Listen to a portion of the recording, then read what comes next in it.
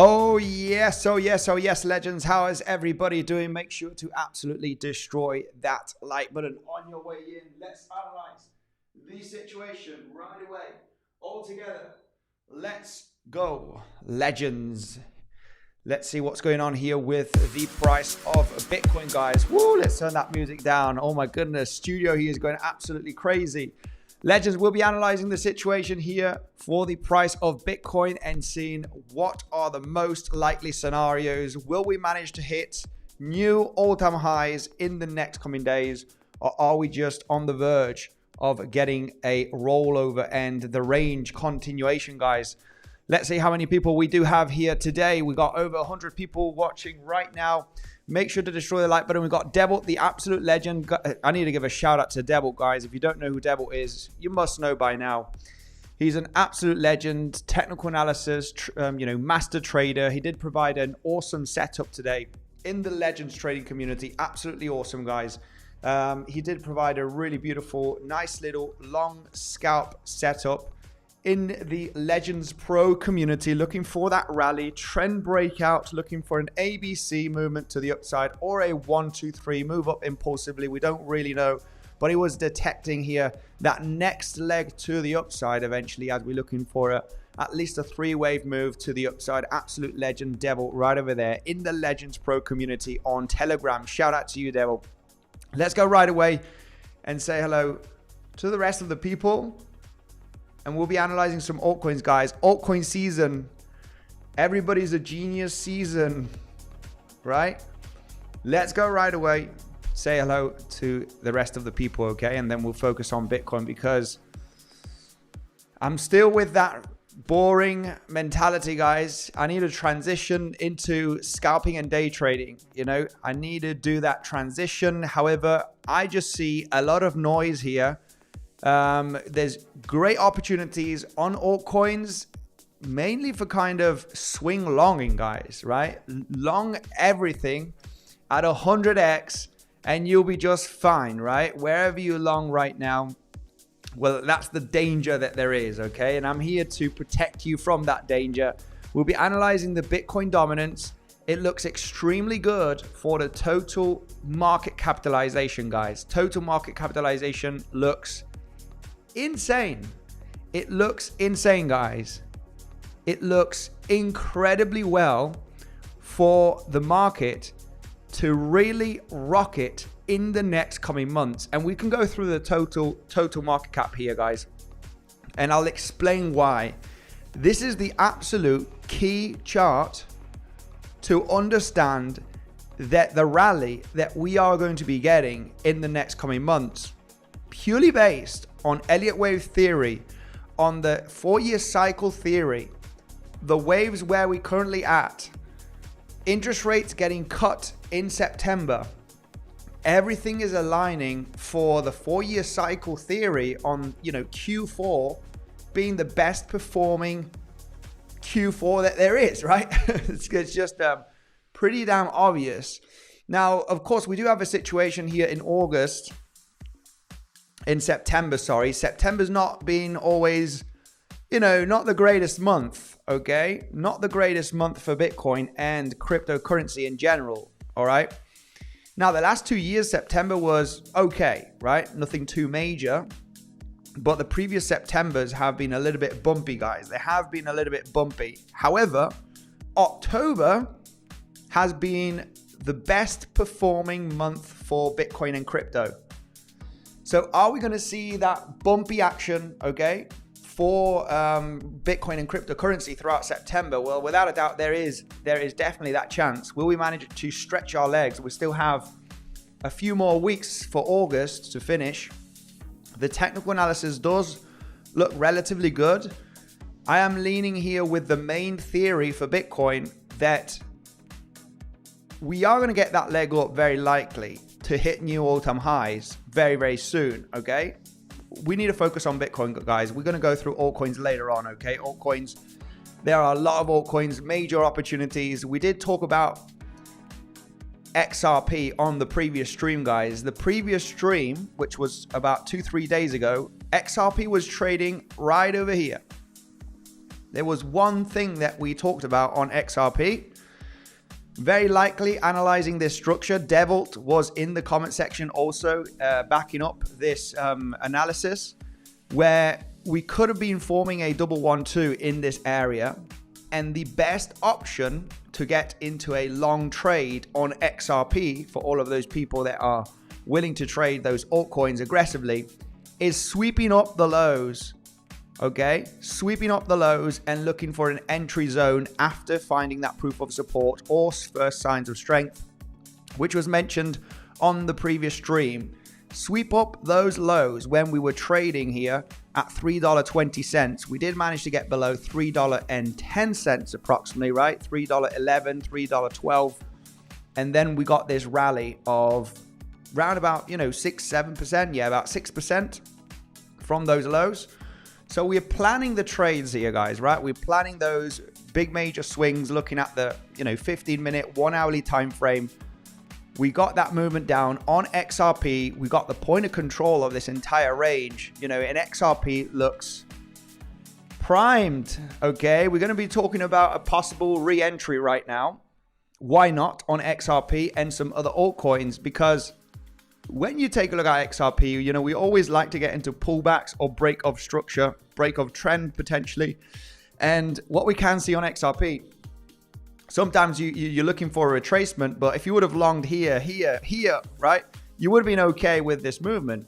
Sometimes you don't get that retracement and the price just kind of leaves without you, right? But I try to maintain, FOMO low for the community, right? Say, guys, I know sometimes it is better just to miss the trade, okay? Unless you're getting in at lower levels or unless you're getting into the first retracement, then yes, you want to try and get in on the retracement, 50% Fibonacci, golden pocket, or a break of trend most aggressively, which is, you're getting in at the highs and you're expecting that breakout.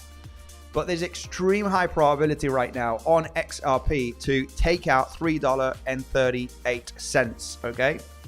Will we manage to blast off in that third wave? I do believe so, guys. I do believe so that we could be seeing fireworks here for XRP. And whoever got ready with the analysis on XRP, I got a nasty comment from someone saying blah, blah, blah. I don't know who this was, but blah, blah, blah, just a bunch of talking, right? And we're talking about trading plans here, right? It does take time. We're analyzing the structure. We're analyzing the waves, point of control, wait for a sweep of the lows at $3.12, and then look for that rally. And this is the trade that you want to be in, right? So, what can I say? I wish it was just as easy as saying, let's just all long, guys, at 100x and make money, right? If you want to trade like that, then you eventually know that, you can have poor risk management. Things can go very, very badly. But anyway, it's incredible when we do have euphoria, how the views are relatively low, guys. Views are relatively low. And we are creating those trading plans, which is, I don't know what's going on, guys. I don't know what's going in the crypto space. But overall, we're talking about, XRP getting that beautiful sweep of the low, getting that beautiful price action. This is a trade that you could be in based on one of those plans that we created on the live stream. Sweep up the low, guys. Do you want to get in at this lower level of the channel, finding support at the point of control? And there we go, XRP getting that beautiful bounce. Everything is pumping, guys, right? You can hit a dart. You can throw a dart, right, with closed eyes. And, everything is very much pumping quite aggressively in the last 24 hours, right? 10%, 5%, 13%. So it's like altcoin season, right? Genius season. Everybody's a genius season kind of period at the moment. But anyway, let me know if anybody got into an XRP trade, okay? In the comment section, let me know right away. Based on the analysis, we'll be taking a look at a few altcoins later on because that's where it's hot, guys. We mainly focus on Bitcoin. I mainly trade Bitcoin, get into heavy positions throughout the last few months. I've been in a very swing trade mentality, realizing that taking out all-time high is the highest probability and getting into the dips and going in pretty heavily. I'm going to try and make this trade see if it is going to get to $100,000 profit, which would be, you know, a very, very good trade eventually. This trade has been open for many weeks already, but, you know, hey, who can make 100K a month, right? Well, this month is going to be relatively big with this trade, and I want to maximize profit. But obviously, we're taking a look at altcoins because that's where we see the opportunities, right? Let me know in the comment section, did anybody get into this trade on XRP? We swept the lows, got acceptance back above the recent lows of a few days ago, and now we're rallying, heading to $3.30, $3.40, right? This is the momentum that you want to take advantage. Let me know right away in the comment section. Where is retail? We need them to take profit. Yes. Retail, I guess we'll be jumping in later on, okay? But we can see with the analytics, okay, we can see with Google Trends that retail is coming, right? When you type in altcoins, let's put XRP here, guys. It will be interesting to see XRP. XRP, yeah, XRP got a massive rally already in November of 2024. But when you type in altcoins, right, in Google Trends, then we can see how we are on our way to break the previous all-time high of 2021. So retail are joining the bandwagon, okay? And that is, you know, that's what you need basically, right? Because retail is worldwide. That's what really pumps the bags. We're going to talk about some opportunities, guys, okay? Spot trading, okay? We talk about trading. XRP was one of them that did play out very nice. Our wave was another one that was a few days ago. We were talking about a multiple 1-2 setup on Aero, which played out. Someone said, can you take a look at Aero a few days ago? And we talked about this one. This was literally, I don't know, about 4 days ago. A few days ago, okay, last week. And we were talking about this multiple 1-2 structure. Holy moly, guys. I mean, this was the bomb diggity one. This was the 1-2, 1-2, 1-2, or a 1-2, 1 ABC flat for your second two. Bang. We're looking for a big breakout third wave, guys. Whoever got into this Aero long position, someone asked me, can you analyze Aero? And we were analyzing this movement and then this structure, and it was like, holy moly, guys. You know, this is it. You know, and this is gone. That's gone, guys. You know, opportunity, the big opportunity has left the station. There are still many cryptos that haven't taken this breakout, okay? And we are here to spot them, guys. If you want to be an aggressive scalper and just, you know, jump into longs on these retracements, because, you know, you can obviously make these gains as well. But we are trying to identify the big move, the wave 3, right? And try and detect the multiple 1-2s before that third wave is in, right? Which is literally what we're looking at on XRP, which I do believe that, you know, we are on the verge of developing that wave 3 that has the potential to take out $3.68 in the next coming days. Double 1-2 scenario looks primed. And, you know, we're just about to get the breakout. Getting into the breakout of this lower high resistance, is it an option? I mean, absolutely, guys. You know, why not? It is an option. Just be cautious that you could get a little sweep, okay? It could have a little fake out. We know that we do get fake outs, first of all. When you do take a look at a trend line breakout, for example, this one right over here, you got some lower highs right there. You do get the breakout, but you can get a pullback, right? You get the breakout, pullback. Right, so you can get the breakout, a little bit of a pullback, kind of a little bit of fake out situation before you head up to higher levels, okay? So just be aware of that situation, all of those people that are trying to long at the highs instead of waiting for a pullback. Yesterday, I did provide a video update in the pro community and in the signals channel talking about XRP, talking about Cardano. Cardano really left the station. Cardano really went absolutely ballistic. Okay, same scenario for Cardano. It seems like all of them are forming the same pattern. Same pattern where we have the, you know, double 1-2 possibility. It could be an expanding diagonal as well. This is something that we want to be cautious about, but expanding diagonals are rare. If it were to be an expanding diagonal, you could have that pullback, which would bring you another new opportunity. Okay, another new opportunity. That's it. You just need to be aware that, you know, that could happen. However, double 1-2s with an expanding third wave are more common, right? Which is what we can see on Aero, right? Aero did form that scenario, which got their insane breakout. So talked about Cardano as well. We were looking for a deeper pullback, but that's not happening. It's just leaving the station. However, XRP did get the pullback to the 50% Fibonacci. We're always looking for 50% golden pocket once you get that confirmation rally. And when you get so close to hit this lower high, hitting the 0.88, right, 0.9 Fibonacci, you realize that there's extreme high probability you're going to break out. You are going to break out at some point and take out this high. So we got the rally and we got the dip to this 50% Fibonacci. Take these as a swing, you know, have a little bit of room for stop because your projection is high. Your projection is high and you're going to get a little bit of room for your stop loss. In this case, that's if you did not long here, right? We talk about several options and getting into the long on the stream. Maybe some of you, please confirm in the comment section about XRP because this was mentioned. I know over 80% of the people may be not paying attention and they miss the trades, right? Even myself, you know, I do miss the trades even though if I talk about them. But let me know in the comment section. I'm sure that some of you got into some in the XRP long position after sweeping that low in this day that we talked about on the 11th of August, right? Literally 2 days ago. And now getting that beautiful pump on XRP. In the Legends Pro, we always try to give the guidance. I do video updates on the guidance on what we want to see. We were getting the rally. Whoever did not join the train, the pullback is going to give you your option at 50% golden pocket potentially. You've got a little bit of a room zone where you can bounce to then get into the trades so you can have a good position. You can start protecting, right?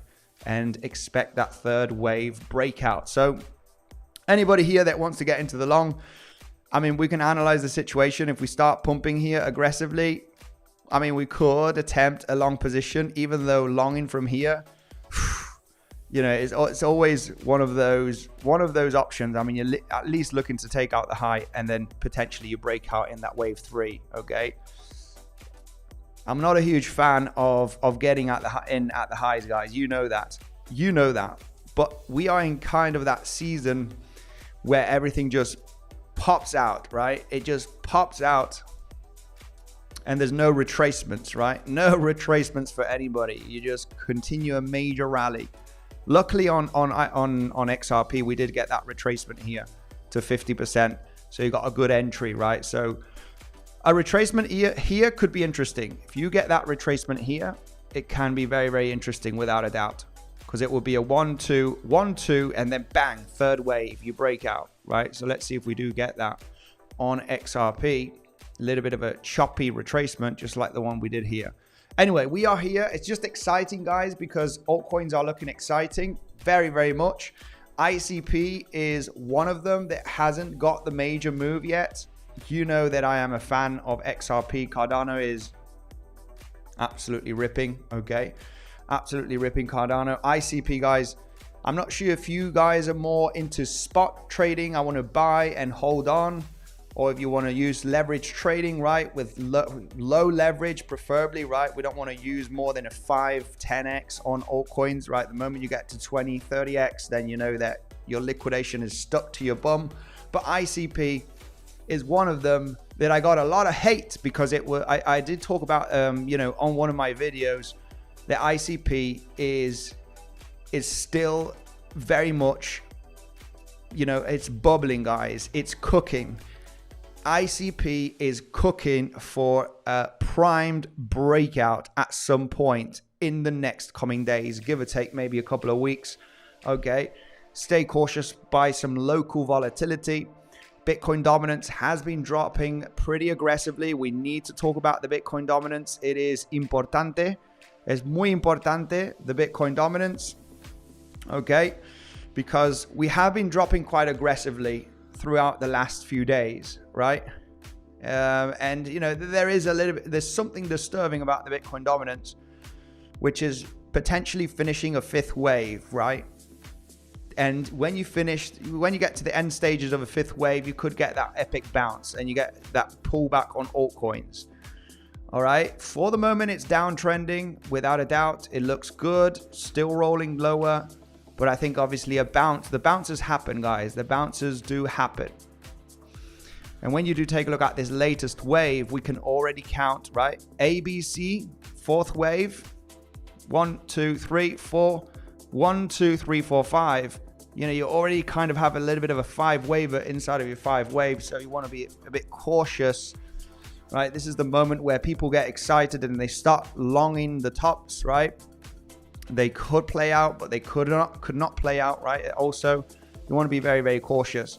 Anyway, let's go right away through the comment section. Make sure to subscribe to the channel, guys. We've been talking about different altcoin, you know, trading opportunities. The latest one was XRP here a couple of days ago to get that swing of 5-6%, even more. We are expecting more eventually on XRP and looking for accumulation on some cryptos that have not got the breakout yet, which is ICP. And, you know, people think that I'm getting paid for a promotion on ICP. Absolutely not, guys. It's just, it looks awesome where it is on the charts, right? And I want you to profit, okay, from the potential big move that could happen very, very soon. Anyway, let's go right away through the comment section. Say hello to the rest of the community. That CME gap is there, guys. A lot of people pay attention to the CME gap. I always say, hey, you know, the CME gap does not have to get filled, okay? It does not have to get filled. We do know it provides support or resistance, and we do have that CME gap that hasn't technically been filled, right? Hang on a minute. Wait a minute. Yeah, it has not been filled. I was going to say it did look like that it was filled, but it's not, right? You got the gap right over here. And you just kind of filled not even a quarter of the gap. You know, sometimes it looks like it's going to get filled. Then, you know, you get the bounce. It might get filled today. It might get filled next week after breaking all-time high.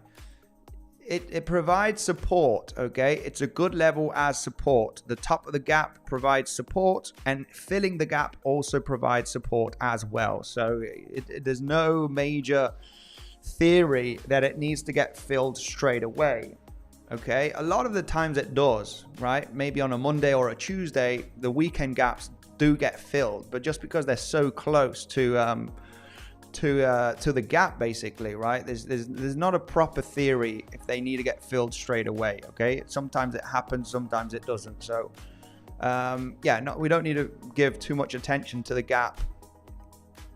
Promoting ICP, man. Yes, it's just one of the big you know, guys, I love to talk about, remember Chainlink. Whoever's a legit follower from the last few years does know that I'm a Chainlink fan, okay? I love Chainlink, right? I'm a fan of Chainlink. And if you would have followed what I did on Chainlink based on accumulation, and this was already a few years ago, we only talked about Chainlink for a few weeks in this area. This was the zone that I was talking about Chainlink. I don't know, guys. It must have been almost every single stream. Accumulation, guys. I'm buying Chainlink. I'm buying Chainlink. This is going to pop out at some point. And yeah, I mean, the returns are not crazy. It's about a 3-4x from this zone of $6-7. But yeah, I mean, a 4x in 2 years, then, you know, bring it on. It's great return, right? And the only reason why I'm talking after this pump, I stopped talking about Chainlink, right? Talked about it again here when we pumped here. You know, not interested, guys. We're in the pump already. We're not interested in talking about the cryptos that are already blasting off. You know, this is why I'm not even talking about Ethereum. Everybody's like really hyped up with Ethereum. We talked about Ethereum below $2,000. Buy Ethereum, get into low leverage swing longs. I don't even talk about Ethereum right now, right? It's going to hit all-time high. You know, we know that's going to happen. So, you know, I'm interested in the ones that are not pumping, right? Does it make sense? Doesn't it make sense? Or do we need to, you know, ape in and talk about the ones that are pumping? I think not, right? I think not. And that's the whole main reason of ICP, guys. You know, once it pumps, then I'll say, yeah, forget about ICP, guys. You know, we were talking about this for weeks and even a couple of months here. Leave ICP alone. We're in the train, right? And just let it cook. And you know, that opportunity is going to leave the station. It's just going to leave the station. This is just like aero. Somebody talked about aero the other day, and I thought, get in now, because if you don't get in now, then it's going to be dangerous to get in, right? Once you start getting in on the pumps, you have this risk. That's the risk that you have when you are building local bullish market structure with multiple 1-2s. You still have time to get in. And you know, that's it, guys. We've got nothing to talk about on this one. You just need to let it grind to the upside, which is potentially going to hit, you know, 1.618 extension, and even, you know, even 2.618 extension. The wave 3s, you just need to let them cook, because they could rally. And when you have multiple 1-2s, when you have a third wave breakout, when you usually chop, okay? You usually chop in those, you know, 4-5 situation here. So once you get that choppiness, that's the moment you want to get out. That's the moment you want to get out, right? And that's it, right? That's why I talk about ICP, legends, because this pump hasn't happened yet. Okay, I'm not a fan of the structure locally on ICP, if I'm honest. You know, there is that risk of coming down to test the lows of the range just because we haven't got proper 1-2 setups here. It looks a little bit messy. But regardless, it's mainly a spot buy. When this starts rocketing at some point, then that's it, guys. We're in the money, right? We're in the money. Let's go right away through the price of Bitcoin after going through the comment section, because Bitcoin, I didn't get too much love on the previous video. I'm just making you aware that Bitcoin could continue the range, okay? Just because this momentum doesn't look too great for a multiple 1-2 anymore, okay? It doesn't look that great. It does look okay for a finished 5-wave move, which eventually brings a little bit of a pullback, okay, and a range possibly. And there is another scenario that that we analyze this as a zigzag move, a double zigzag to the upside, which there's a valid count that could only extend this range for a little bit longer before hitting all-time high. So all-time high regardless, right? This is why I maintain in the swing longs, you know, no sign of weakness. If we go to hit all-time high in the next couple of days, I'll be more than happy from the swing longs that we've been, you know, literally just really emphasizing here that, guys, it's really a zone to be swing long and heavy long on Bitcoin, just because all of this momentum looked insanely corrective.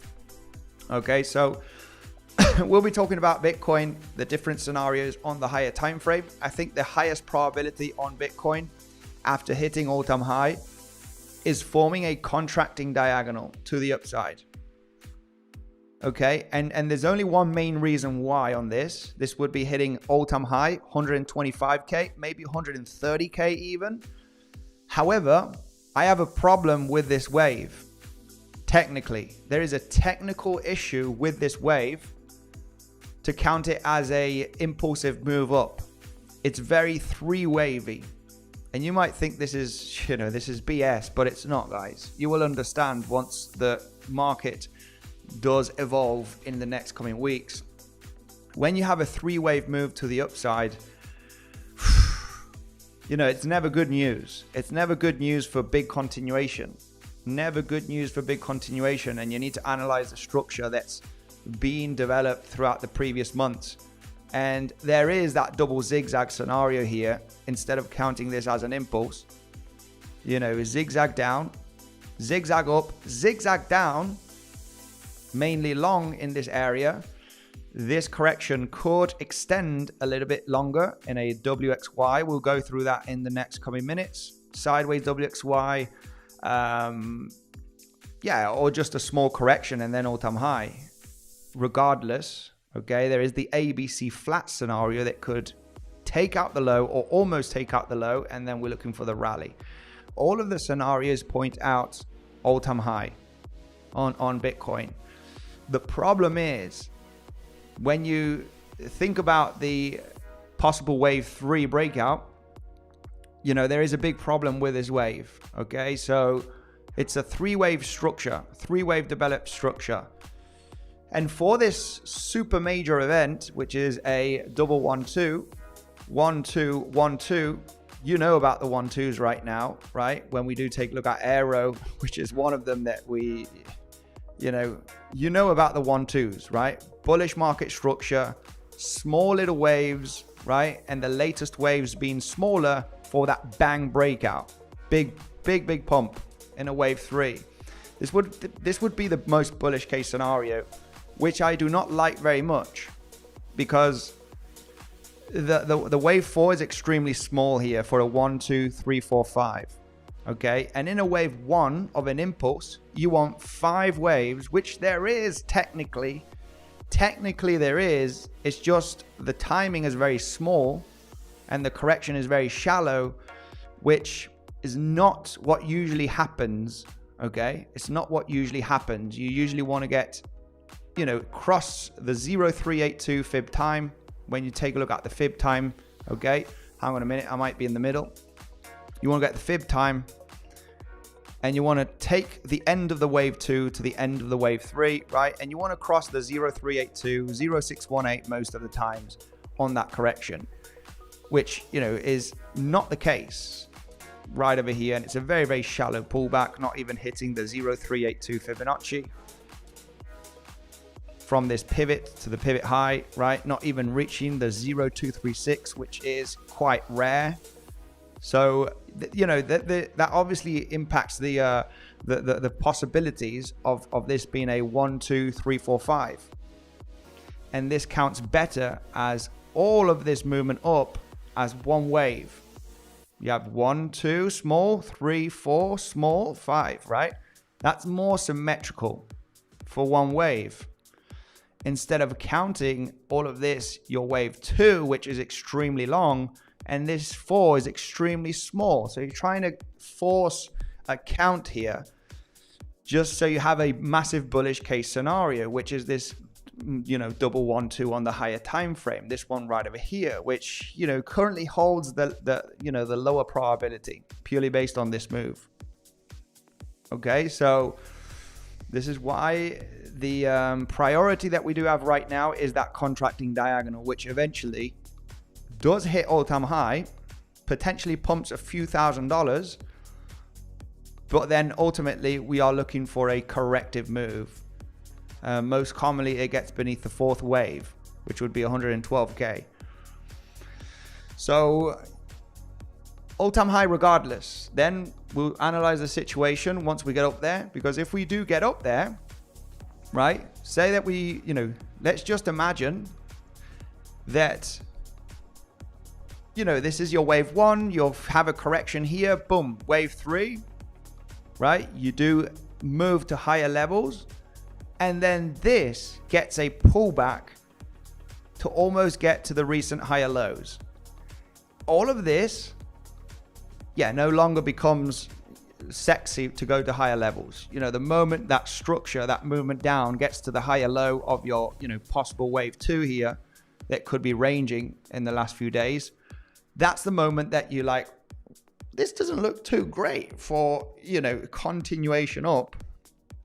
And that's when you have high probability after forming this 3-wave move to the upside that you could be finishing this contracting diagonal and eventually, you know, get a sweep down low where, you know, bear market, guys, this was it, right? And ultimately this would be bullish, still would be bullish.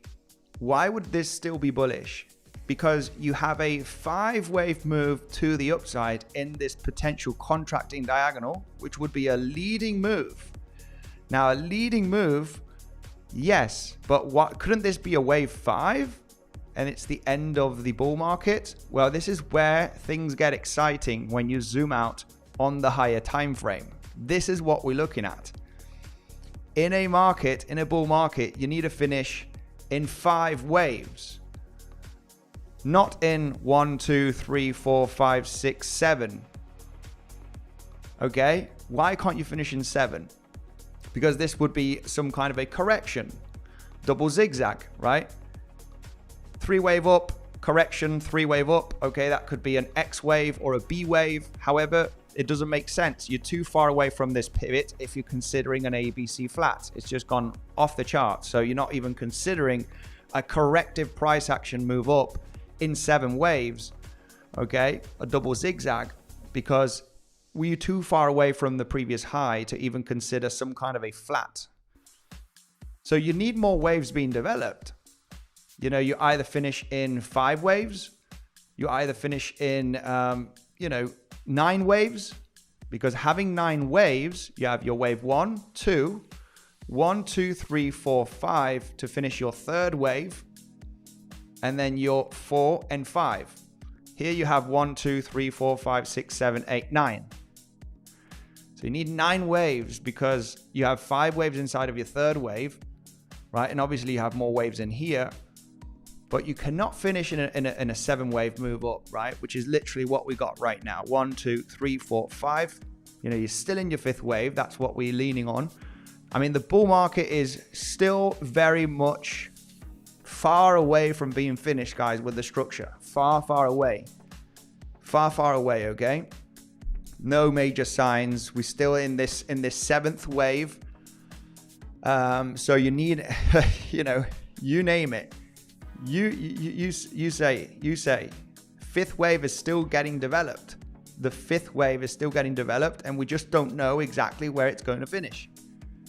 Right? How many more waves are we going to develop throughout the next coming months?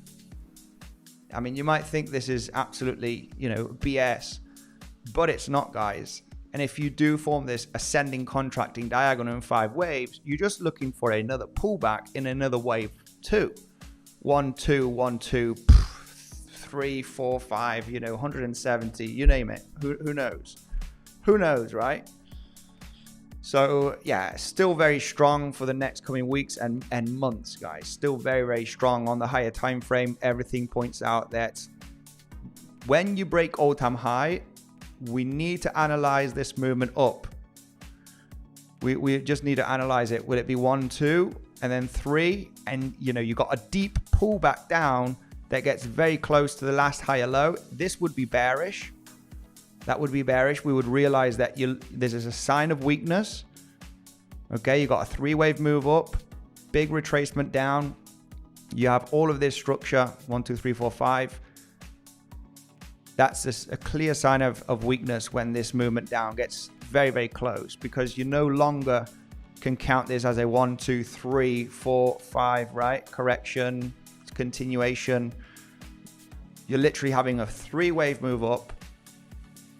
And then, we will detect all of this, guys, throughout the next coming weeks, okay? We will detect a sign of weakness, and there will be a moment that I will flip bearish, guys.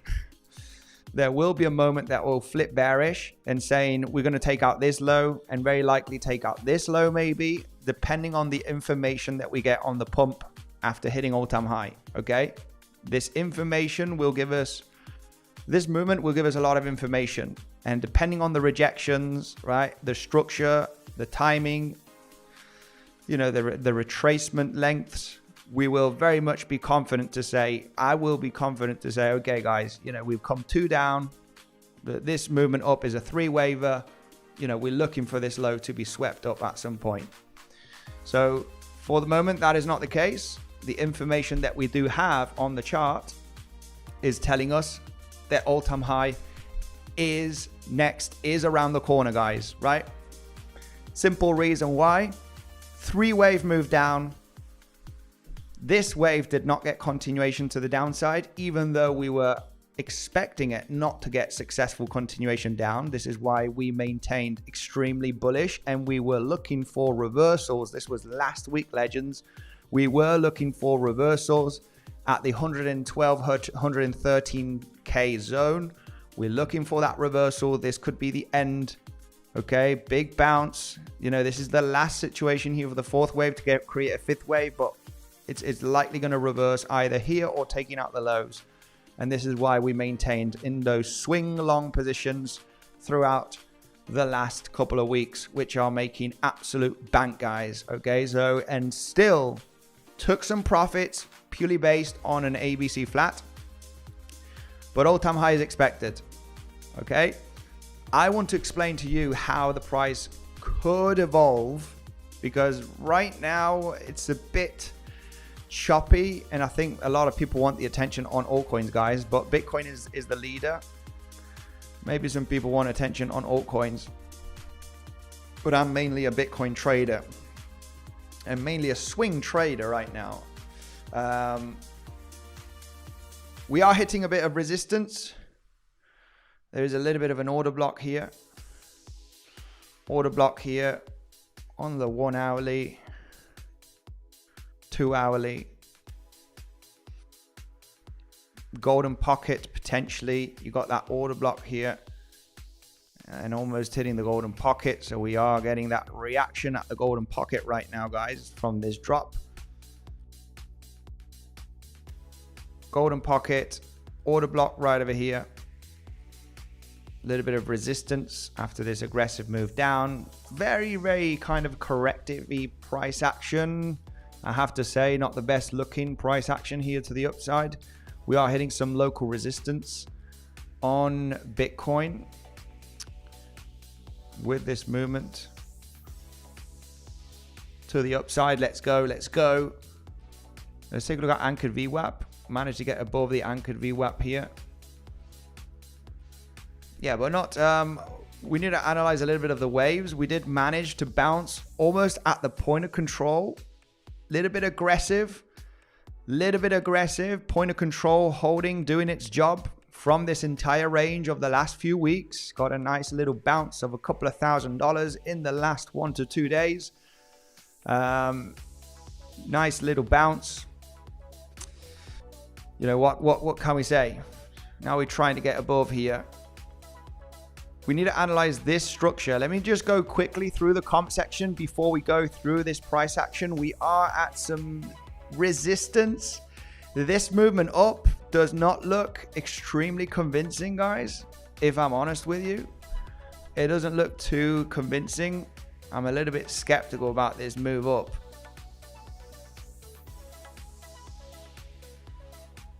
A little bit skeptical.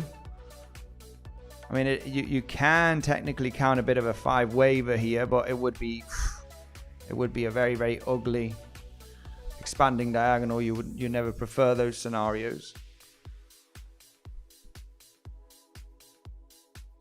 Or a 1-1-2 setup as well. I mean, a 1-1-2 is without a doubt a possibility here on Bitcoin. 1-1-2, we got that resistance at the value area high. Corrective move down. Let's take a look at the VWAP here for some potential aggressive scalps for all of those people that are interested in scalperados. Okay. This movement up looks okay. It looks pretty decent. Not a bad move. You got a bit of a nice rally 5-waver here. Yeah. Revisiting the VWAP could be interesting. VWAP to the 50% Fibonacci, value area high. Get a kind of a fake out situation here. You got that lower time frame order block. It could be an interesting zone. You might get that rally here. Hold our support, the 119.9k zone. It is a technical level. You are uptrending. Okay, so when we do look at the symmetry, nice move up, correction, nice move up, correction, nice move up, correction. You know, this correction, can we maintain that bullish market structure? This is the zone that needs to provide that support. Okay, so let's see if we do get that pullback and dance around. We do form a little bit of a wedgie scenario. You get a movement down, a pump, another down, and then it kind of fails. Something like this. When there's lots of overlap, guys, when there's lots of overlap, that's when you know that this is likely corrective, okay? Because when you have this bounce, right? Say that this is a 3-wave structure, and then you get the movement down. The movement down is what you need to analyze to see if it is corrective or not. And if you get a movement down, first leg down, let me just clear up the charts. You know, this is how you detect those sweet spot entries, guys. Mainly at the 50% or the golden pocket zone. 7-8 can be hit as well, most aggressively. 7-8, which is all the way down here. But 50% to the golden pocket is usually the zone where is the sweet spot after a major pump that gets the bounce. And you know, when you're speculating on a multiple 1-2 setup, 50% to the golden pocket is the main zone, right? 382 is usually shallow, right? From a low to the high. This is a shallow pullback, right? You know, this is too shallow to get into a long. If it bounces, then so be it. But if you move down, you know, where you're looking at the zone, the perfect golden zone that we do talk about all the time is in between 50% and 7-8 to take out those highs. So that is the main question right now. We are getting the dumpy, right? We are moving down a little bit right now. So, you know, these dumps are not to be scared about, guys, right? Even though we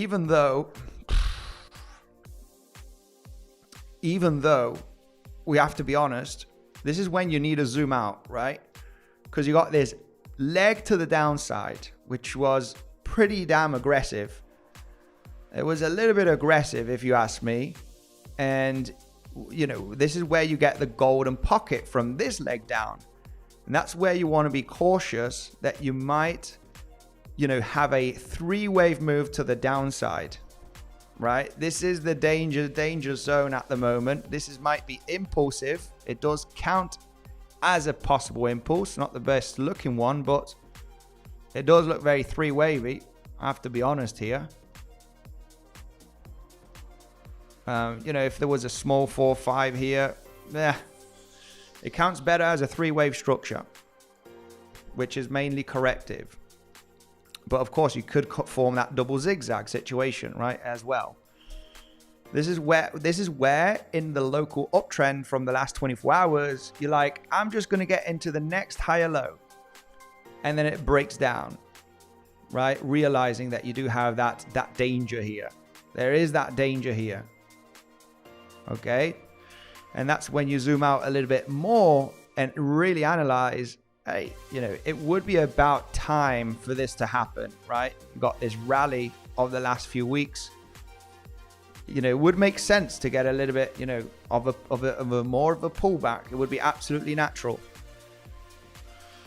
Okay, so, you know, there is some risks, obviously, realizing that, you know, this might be the one that doesn't get the bounce. The 382, the 50% golden pocket zone. You got the VWAP, value area high of the zone of the last few weeks that did provide that resistance with that bounce early this morning. Got a little rejection here, and then the breakout. Kudos here to 𝗬𝗍𝗍 that did provide a long scalp setup, long day trade setup. The break of trend after realizing that this could be a corrective structure. Okay, and the breakout could take out these highs. Shout out to 𝗬𝗍𝗍 in the Legends Pro community, guys, that did provide this long setup today, guys. Very, very beautiful indeed. Just realizing here this corrective scenario, break of trend. Let's go. Shout out to 𝗬𝗍𝗍 that is in the comment section, or was in the comment section. Much love to you. Let's say hello to Sorch will get rinsed. Yeah, it's not the best market to short, guys. We would rather look for the retracements to long, right? I've mainly been talking about long scenarios. Shorts, XLM starting 5th wave. We can take a look at some altcoins legends, all right? Who got into the XRP trade? I didn't even read the comment section later on after asking that question. We need retail, says 𝗬𝗍𝗍. Who got into an XRP long position? I know there must be an XRP army. On the previous stream, we mentioned this. Sweep up the lows and off we go to take out the highs. We're looking for a double 1-2 The movement down looks corrective. It has a chance to bounce at 50% to the golden pocket. And look for that wave 3, take out the highs potentially, right? So, you know, getting that rally very, very nicely in the last 24 hours based on the analysis on the stream just a couple of days ago, guys, right? You need to be patient. These are larger swings. We're not looking for movements of 1% or 2%, right? Like your, you know, other scalpers out there that are just looking for little movements, right? I mean, if you wish, we can go through the 1 minute time frame or the 15-second time frame, guys, and we can really look for little scalps, okay? If you wish, but there's small movements, right? $200-300 moves on the price of Bitcoin if you want to be aggressive. Why XRP army? XRP is becoming a juggernaut. XRP long now. XRP, let's take a look at XRP. We might be getting a pullback. Yeah, I mean, it does look pretty okay. I tell you what, look, you look at the grind that we've had to the upside, okay? I mean, this is crucial to understand. Look at this movement up, right? That's your first either multiple 1-2s or you're getting that slow little grind, right? You know, this wave is the big wave. This one is the big wave. We know that. And now you have your 4-5 situation. After forming a wave 1, 2, 3, 4, 5, you're usually looking for that pullback, okay, corrective structure to mainly get to 50% golden pocket zone, right? I mean, we're still very far away. The 382 could bounce on XRP. I mean, it could bounce on any asset. 382 sometimes is the one that gets the bounce. You might sweep up the low with the 382 and you get the bounce. It's an aggressive shallow pullback after you finish 5 waves. When you have 1, 2, 3, 4, 5, longing the 382, you're asking for it. You're asking to be at a slow drawdown, okay? Because most of the times you do get down to the 50% golden pocket zone. Most of the times after you finish a 5-wave move up, right? When you're looking at a 1-2 setup. So with that theory, I mean, there's many different ways of applying this. Sometimes you remain patient for the 50% golden pocket area. Sometimes you don't hit it, not many times, but sometimes you do, and then you start rallying. This movement down, we need to analyze this as a correction, legends, okay? Because you know, if not, you have 2 options. Wait for that 3-wave structure. I mean, this is one trade that we mentioned yesterday in the pro community in a video update. We were rallying and are saying, hey, let's wait for the 3-wave move down to the 50% to the golden pocket zone. 50% was hit in a 3-wave structure. You got the big move down, the bounce, and another move down. Yeah, I mean, it could have gone lower, but it's a 3-wave move regardless. You either long aggressively in this area or you wait for the trend breakout, which is also an option from the 2 lower highs that you have. If you have a 3-wave move down after a major uptrend, when you break the trend, you're highly likely going to take out those highs. Okay, so yeah, long in XRP now is a little bit aggressive just because it's shallow pullback. So we have a few options here. We have a few options. I mean, this is a little bit steep here. A little bit steep on this trend line, lower high resistance, but it could be already a shallow 3-waver. I mean, as mentioned, you do preferably get down to the 50%. We need to be patient, guys, or you miss the trade, and that's it. You know, but getting into shallow pullbacks, you know, is risky. Is risky. Somebody was saying long in here. We just about barely crossed the 236 Fibonacci, which is shallow. You know, preferably you get into this zone over here.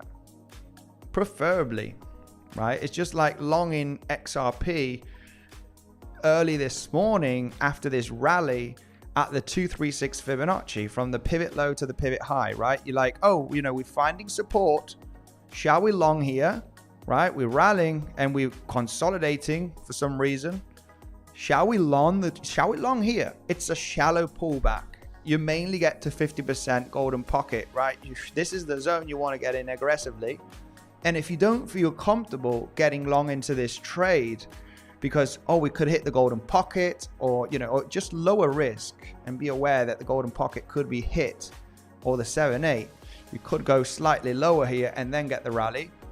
Or another option, which is the D-line strategy that 𝗬𝗍𝘆 uses a lot in the Legends Pro, is wait for the trend breakout. Today, he talked about a trend breakout on Bitcoin, understanding that the movement down that we had on Bitcoin looked corrective. Okay, the movement down that we had today looked corrective, and he was projecting the movement here to the upside. That was his projection today. Okay, so XRP looks shallow still. It is a shallow pullback.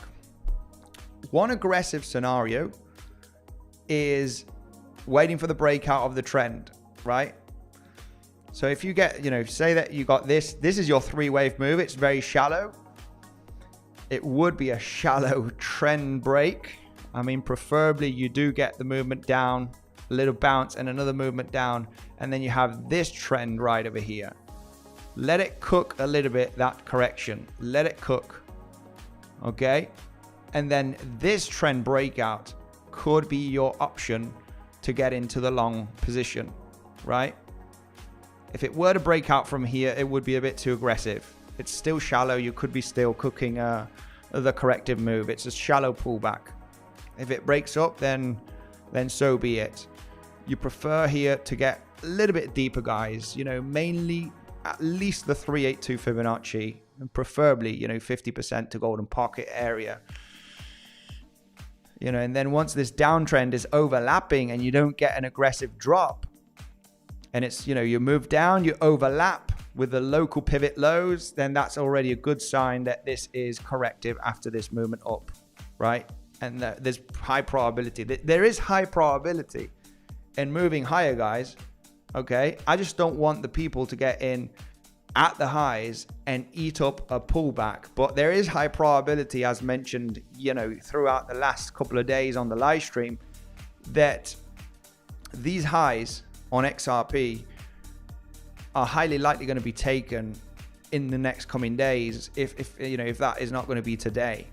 This high right over here, there is a little bit of an inverted head and shoulder structure. I mean, look at that bounce at the point of control of the last few weeks, guys. Absolutely epic. Inverted head and shoulder structure right there.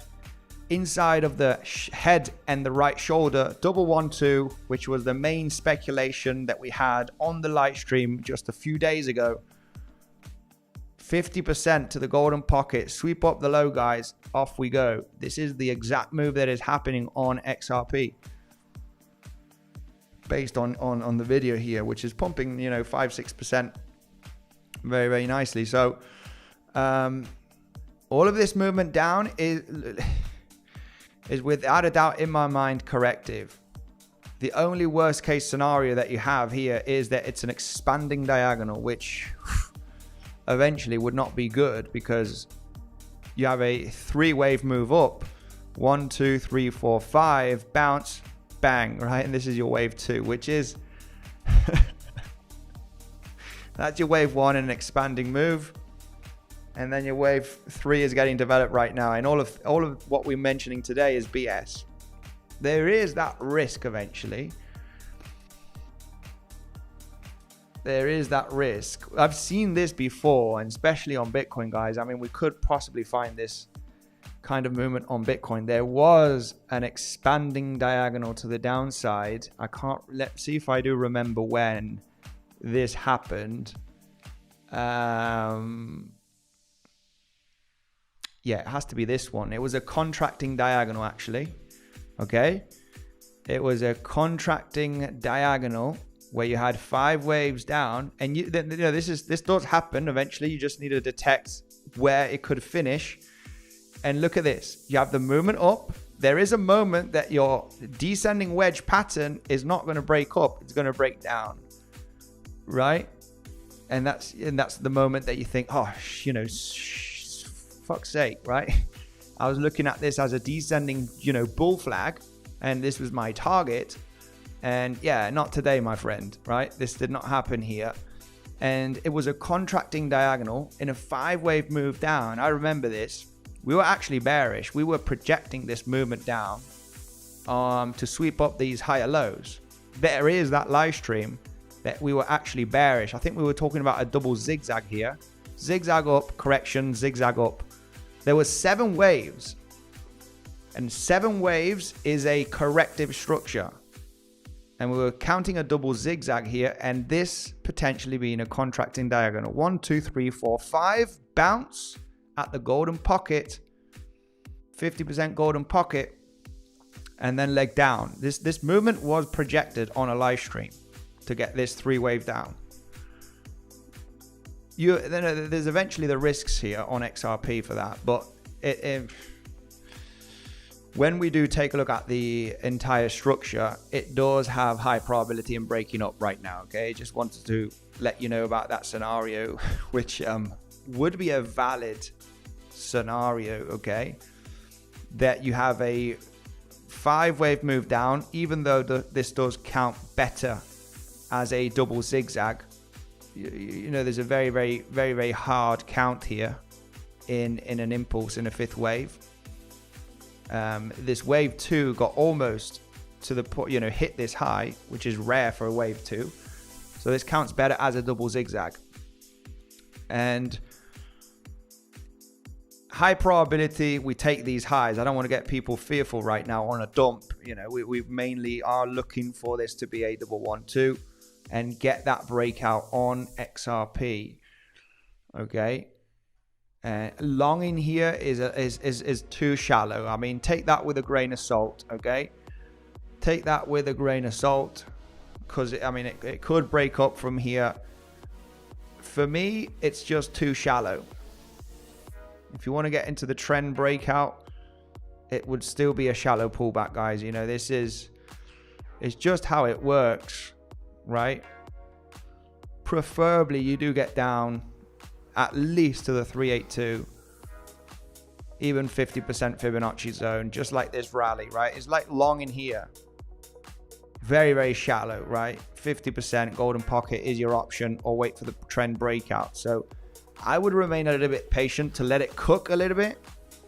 Let it cook a little bit. You do have a 5-wave possible completion. If this is going to be your pullback, it's shallow. It is what it is. If it snaps out from here, you just need to let it go. If you're feeling aggressive, small position. You know, the probabilities in taking out the high here and even this high, you know, are heavily increasing. You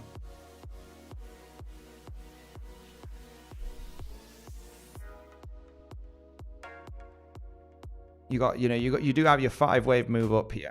It's crystal clear that you have a 5-waver, which eventually means, you know, there is a high chance that whatever is going to be forming here will likely be corrective, and you are looking again for that breakout at some point. Okay, I've explained a little bit of the plan here.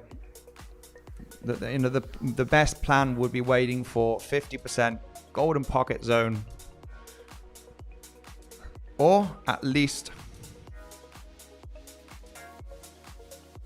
the trend breakout. And you know, even still, if you do get that movement up here, it could be part of a flat, right? There is that danger, guys, when there's such a shallow pullback.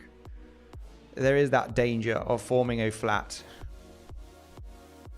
Too shallow. I would wait for lower here on XRP, realizing that we do have a 5-wave move up already, right? Where you have your small little grind up, 3, 4, and 5. Preferably you wait for that corrective move. Anyway, let's go through the comment section. Maybe some of you guys are already in that long position, which you should be already if you did take the scenario that was mentioned on a stream literally 2 days ago, legends, right? 2 days ago, we talked about the best area to long in what we would want to see for that long position on XRP, which was sweeping up the lows locally just at $3.12, right? Which is literally, you know, this movement right over here. When we did the live stream, we were trading in this zone, right? We were trading in this area, and we talked about that dip to hit 50% to the golden pocket. 50% was hit. Point of control of this entire range, and that gave you this rally over here, which is very much expected to take out the highs. But your entry zone is right over here, right? Which was the general idea of the stream. Wait for that low to be taken. You know, understanding as well that this movement down was corrective.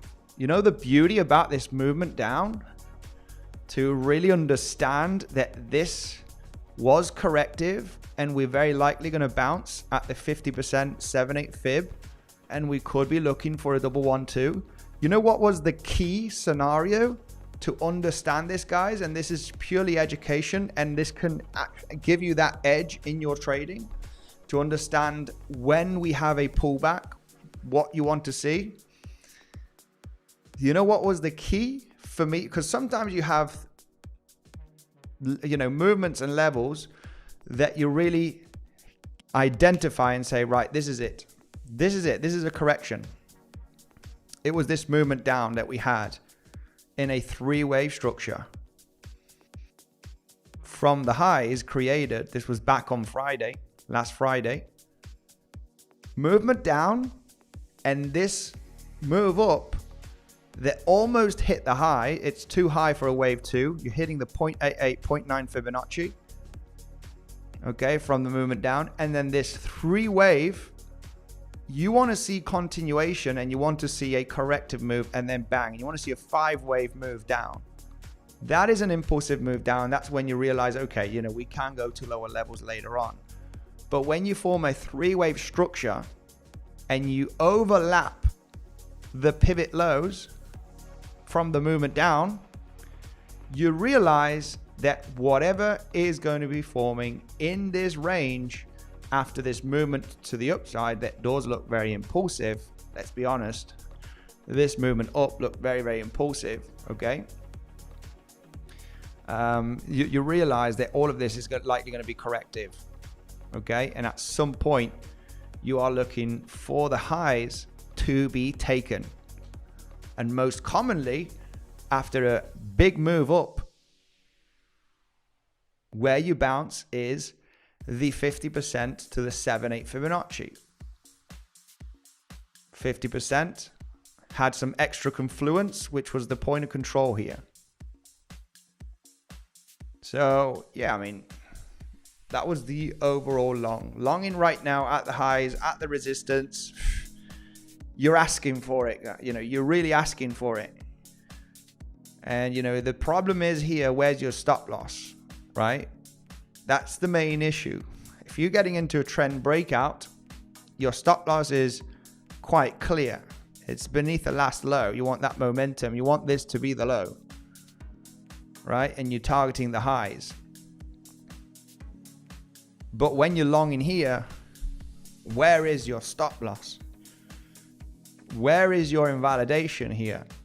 Because if you're longing at the high, you need to have an invalidation, guys. If not, you don't get into the trade. Do you want to put a stop loss here? You're asking to get stopped out. You're asking to give money to the market, right? It's just not there's no trade here to be taken. So yeah, and at least if you do get down to the 50% or the golden pocket, well, you can have the 0.88 as your invalidation. You know, the risk to reward is much better. Or wait for that breakout, right? Wait for the trend breakout and have your stop beneath the last low. I mean, that's always an option. This would still be shallow though. Preferably you do form this, right? If you do get this, then this trend breakout becomes the option. right? And you get into the trade here, stop loss at the low, and then obviously you're targeting the highs and the possible successful breakout to start taking out all of these lower highs, right? That would be the general idea for that wave 3. Just some little trading tips here. Of course, the price could really just form a little shallow bull flag if you wish here, and then you're just breaking out. That's without a doubt a possibility. Let's be honest, it is possible. But you're playing with a little bit of fire here, right? At this lower high resistance, you are playing with a bit of fire. You are hoping for that breakout, which I think very likely is going to happen, okay?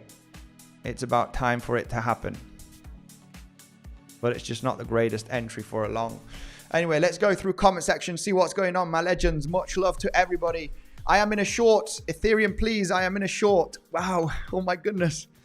Oh my goodness. Shorting the massive rally to the upside. Now that has to be interesting. Let's take a look at Ethereum right away, guys, as everybody is smashing up the like button. Thank you very much for joining the stream today. We're over 500 people. I'll tell you what, if we do get over 500 likes, now I am giving $500 to a lucky winner. I tell you what, if we get 1,000 likes, I'm giving $1,000, and that will be directly from a bluffing account. Okay, it will be directly from this account. I'll just take another $500 profit from this swing long, or 1,000, and I will be sending it straight away to a lucky winner. Okay, $500 is very much, 500 likes is very much achievable, legends. Okay, $500. Let's go. $500 for 500 likes. Okay, I'm just going to go and take a quick hike, and then I'm going to take a look at Ethereum for Suzanne, because Suzanne is in a Ethereum short position. Oh my goodness, Suzanne, why? Yeah, I know it looks interesting. I know this is like the almost hit all-time high and get a decent pullback. Okay, almost hit all-time high and get a pullback. This happens many times, right? Where you just about 1-2% from hitting all-time high. Well, in this case, it's about 3-4% on Ethereum, and you get a decent correction, right? It just pulls back, but it's dangerous. It is definitely dangerous. You know, I am looking at this to have we could still be in the third wave here, if I'm honest with you guys. This is a bit of a shallow pullback. 1, 2, maybe you're still in the third wave development. Maybe you're still developing the third wave here. 1, 2, 3, 4, 5. Fifth wave is extending here, stretching its legs. This is dangerous to short. Dangerous. Dangerous. You know, you're in heavy big momentum. Suzanne, I cannot help you here. We might have a little naked point of control in this zone. I'm not sure if there's a weekly level or a daily level, but yeah, still, I mean, you're just very close. There might be a weekly level here that will get that reaction on Ethereum. No, we're basically at the wicks already. I mean, could you create a swing failure pattern from this lower high wick from November of 2021? It's just very risky, Suzanne. Please, why are you getting into this short? Let me know. Let me know, why are you shorting? Are you just taking the shot? Where is your stop loss? Or there is no stop loss. Suzanne. Possible swing failure pattern here. I mean, there might be a naked point of control in this zone. I'm not sure if there is a high volume node. Let's zoom out here to the previous all-time high. And yikes. There was a little consolidation here from the 1st of December of 2021. You know, it might just about be hitting that point of control from this zone. Yeah, you are getting above this point of control at the moment.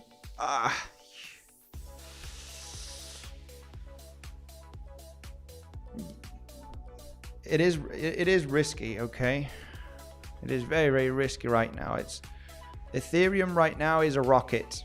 It's a rocket that you do not really want to want to go against to, you rather wait for the pullbacks and get into a long. Get into longs if you do correct, guys and gals.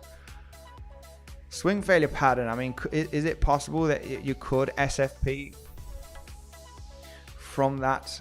It got a little reaction at the naked point of control, but it's not enough, guys. It's not enough. This is just a bull that is. It is risky, okay? Eventually the pullbacks will happen. But, I have no proper plan here if I wanted to get into a short. There's no proper plan. So, yeah, I mean, I would say that there is a chance of correcting down at some point on Ethereum, because when you take a look at this ABC flat on Ethereum that we formed just a couple of weeks ago, when you analyze the move up from this low, 1, 2, and then 3, look at this massive rally. You got your fourth wave here also forming a flat or a WXY. Doesn't matter. It's where it stops and it goes sideways. Very common for your fourth wave. And now your fifth wave, which the problem with fifth waves is they can be an extensive fifth wave, an expansion fifth wave. Sometimes wave 5s, can be even longer than a wave 3. And if it's in a very, very bullish market hype trend, this is the danger, right? That's the danger. So, I mean, preferably you wait for a, correction, and, if you form a sideways ABC scenario flat, that's what you want to look for, right? Sideways momentum. If you form a corrective move down and you get the bounce and your next leg down fails to go to lower levels, this should be your third wave. And if your third wave fails, you're likely already finishing an ABC correction or an ABC flat if you were to take out the high, which is this case right over here, right? So, this is the moment you want to pay attention to the charts. When you formed a 3-wave move, if after breaking down that low, it fails to continue down, which is what you want to see in an impulse, and you then dance around, you get back up again, you realize that all of this is corrective, that this movement down didn't get the power. It's a correction. And if you're coming from a huge uptrend, then, hey, game on, let's take out the highs. So, yeah, I mean, this could end up the fifth wave at some stage, but it's really a little bit of a gambling, in my opinion. There's no proper strategy, which is, there's no proper strategy here to get into the short, unfortunately.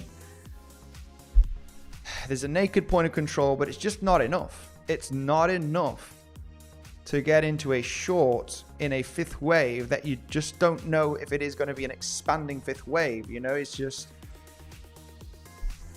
I don't know. I don't like it, Susanna.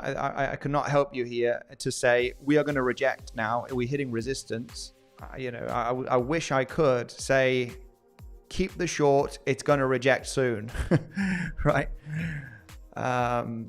You would expect that eventually after this 5-wave move up, but this fifth wave could take out all-time high. And then, then we get the, swing failure pattern for all-time high and we get the rejection. Yeah, it's just not the greatest short. Let's see that like button getting destroyed. Are we going to give the $500 giveaway? It is time, guys. It is time. I'll be taking... I don't need to take profits if I'm honest with you here, but I will be giving $500 straight from the bluffing account to a lucky winner, guys. It's time to give back to the winner. Subscribe to the channel. We are just about to hit 100k subscribers, guys. 100k subscribers. Absolutely insane. Been doing this since September of 2020. Suzanne, much love to you. I know it's a gamble a bit, but if I get stopped out, I will take the loss. Suzanne, okay. I guess you accept it. You accept it. Okay. The problem is the projection of this pullback. If we do take a look at Ethereum and we analyze the pump that we've had, I mean, I think that this is a little bit shallow and quick in time compared to this wave 2. So I would really bet that we are still in the third wave here. We are still inside of the third wave. And, you know, maybe fifth wave is going to be the expansive fifth wave, right? The extension fifth wave. Throughout, you know, maybe September to October, maybe we do get that correction throughout September. But it would make sense to get a longer pullback here for the month of, you know, the next coming weeks in August and part of September. We do know that September has mainly been bearish, guys. And a lot of people, I remember, I'm not sure what October it was, maybe last year or even 2023. And I remember a lot of people being skeptical because October has been one of the most bullish months in crypto for over a decade. And I remember last year in 2023, you know, October, right? October is known by October. And a lot of people were like, it's not going to happen. No October, right? It's just not going to happen this time. It doesn't need to repeat itself. And it repeated itself not only in 2023, but also in 2024 with Bitcoin getting a 10% close, right? And 2023 was almost 30%. I mean, this was absolutely insane. So September has been the most bearish month in history for Bitcoin and crypto. So yeah, that's not a good sign. So maybe Ethereum does get that larger correction.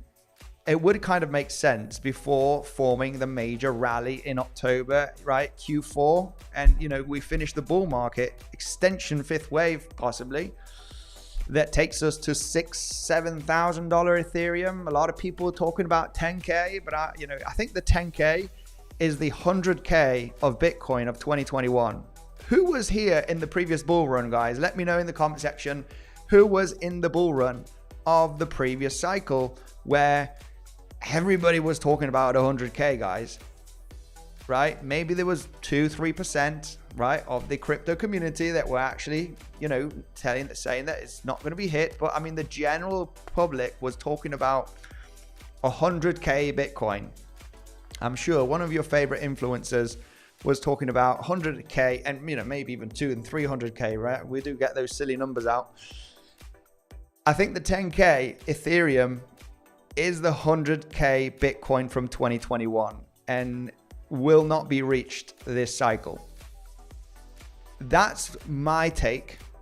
I know all-time high is going to be hit. This was very much expected ever since we came down below $2,000. There's no doubt that all-time high, it was going to happen in the coming months, in my opinion, based on the analysis of a large multi-year correction. But I'm skeptical on how high can we go, right? I'm a little bit skeptical. 6,000, yes. 7,000 Ethereum, yes.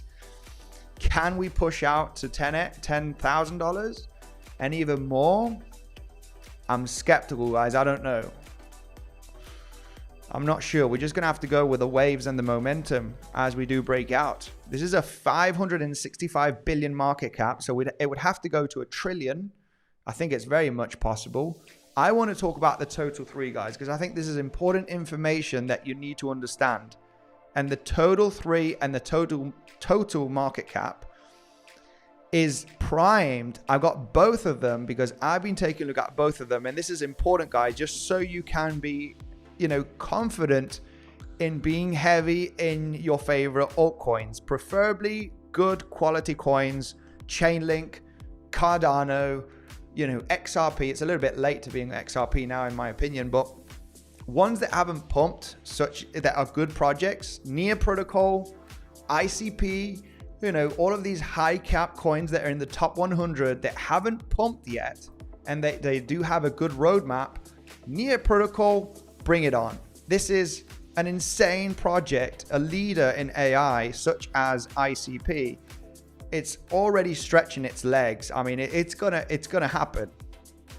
It's gonna happen. It's forming that loved inverted head and shoulder, guys. This is the moment to be positioned because in a few weeks, it's gonna be late to be in a good position. I could not stress this enough, guys.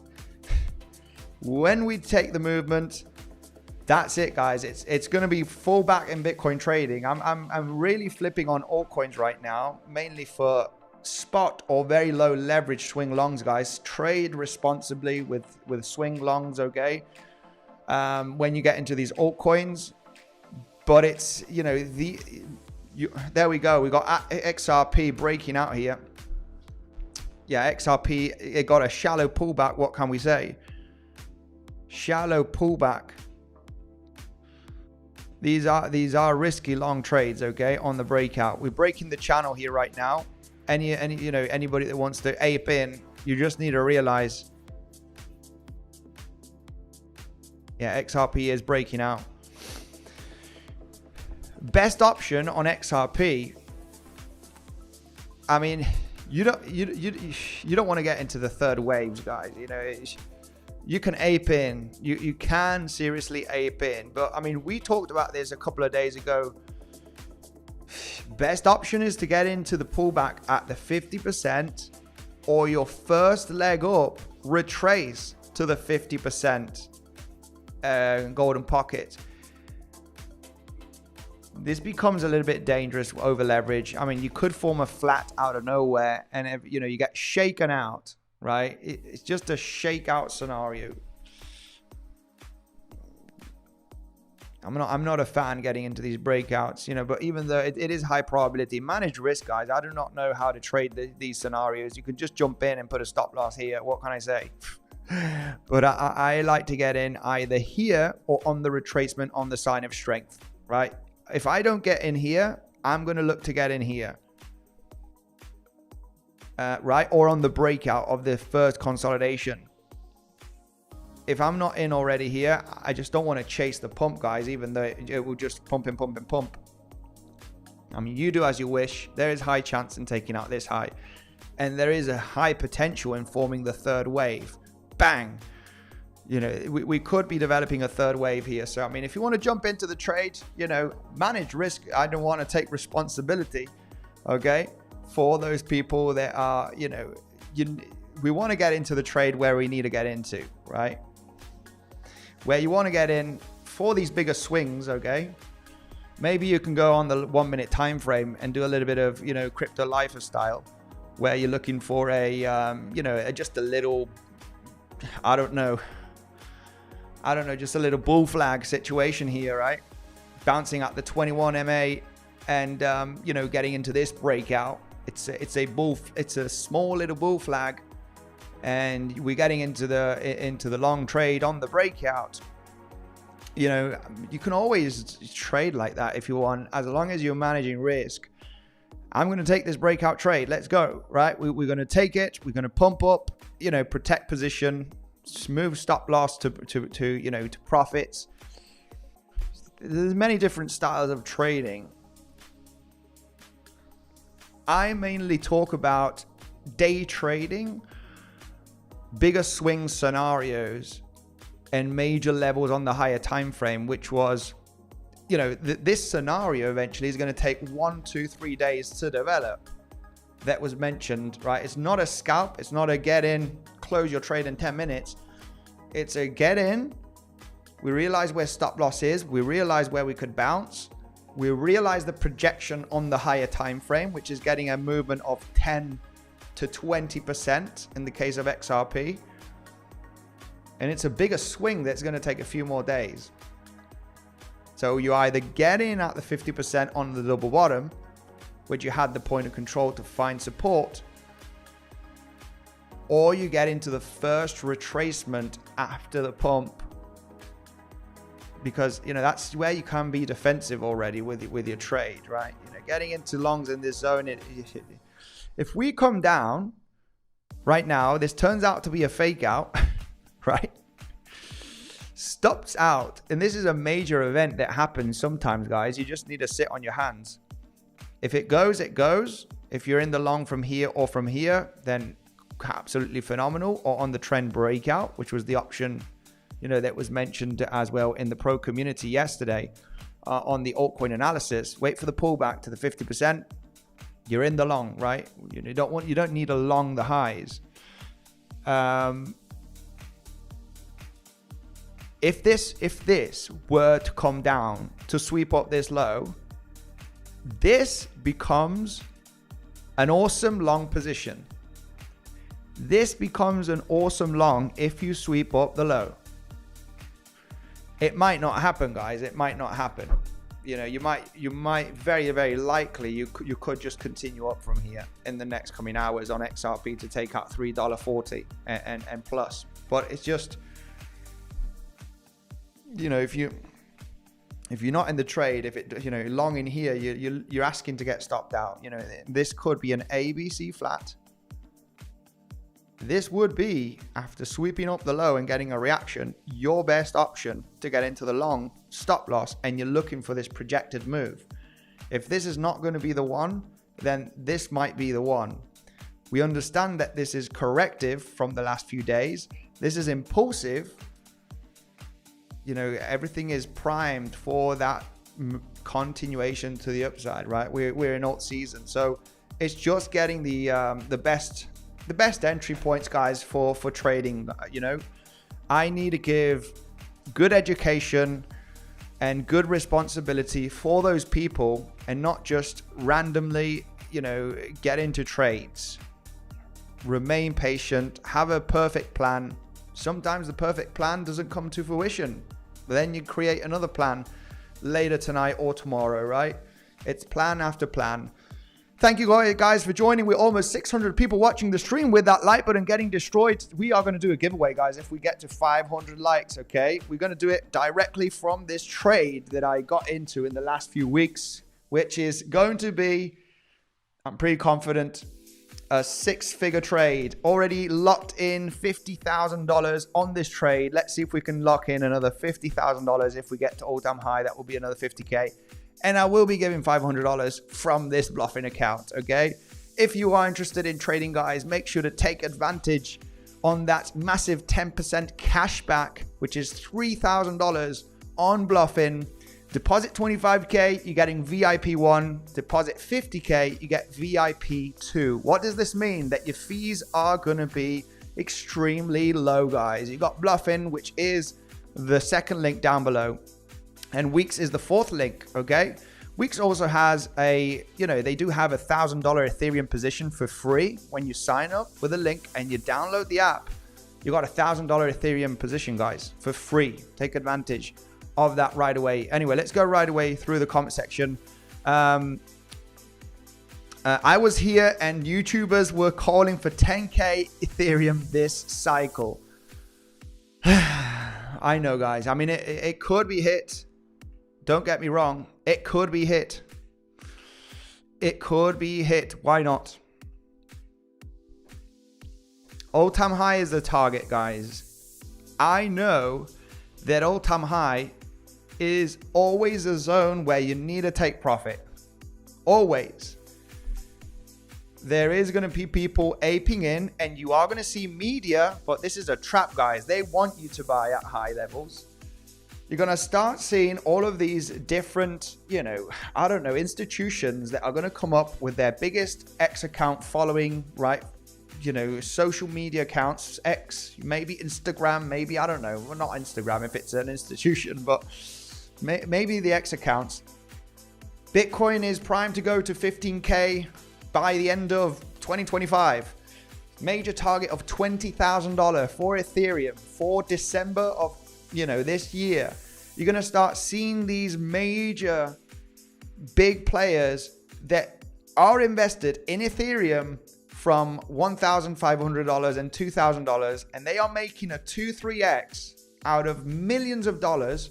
So they're turning 100 million and 200 million and 300 into 900 million, and they are going to dump on your head if you start buying Ethereum at $5,000-$6,000, right? Forget about the major crazy target zones. Make sure to take your profit, leave a moon bag, because yeah, without a doubt, we could enter that euphoria, you know, super cycle territory. I'm, you know, stay away from Ethereum, guys. Already, we focused on Ethereum many months ago. Get in, buy Ethereum below $2,000. Very unlikely we're going to hit $1,000. It's going to be in between 1,000 and 2,000 that we bottom out. You can get into a trade of 3x leverage, 4x, enter with 1-2%, get ready to add another percent. You should be in insane gains. This is a swing trade. It takes a few months to develop. This was the interesting area.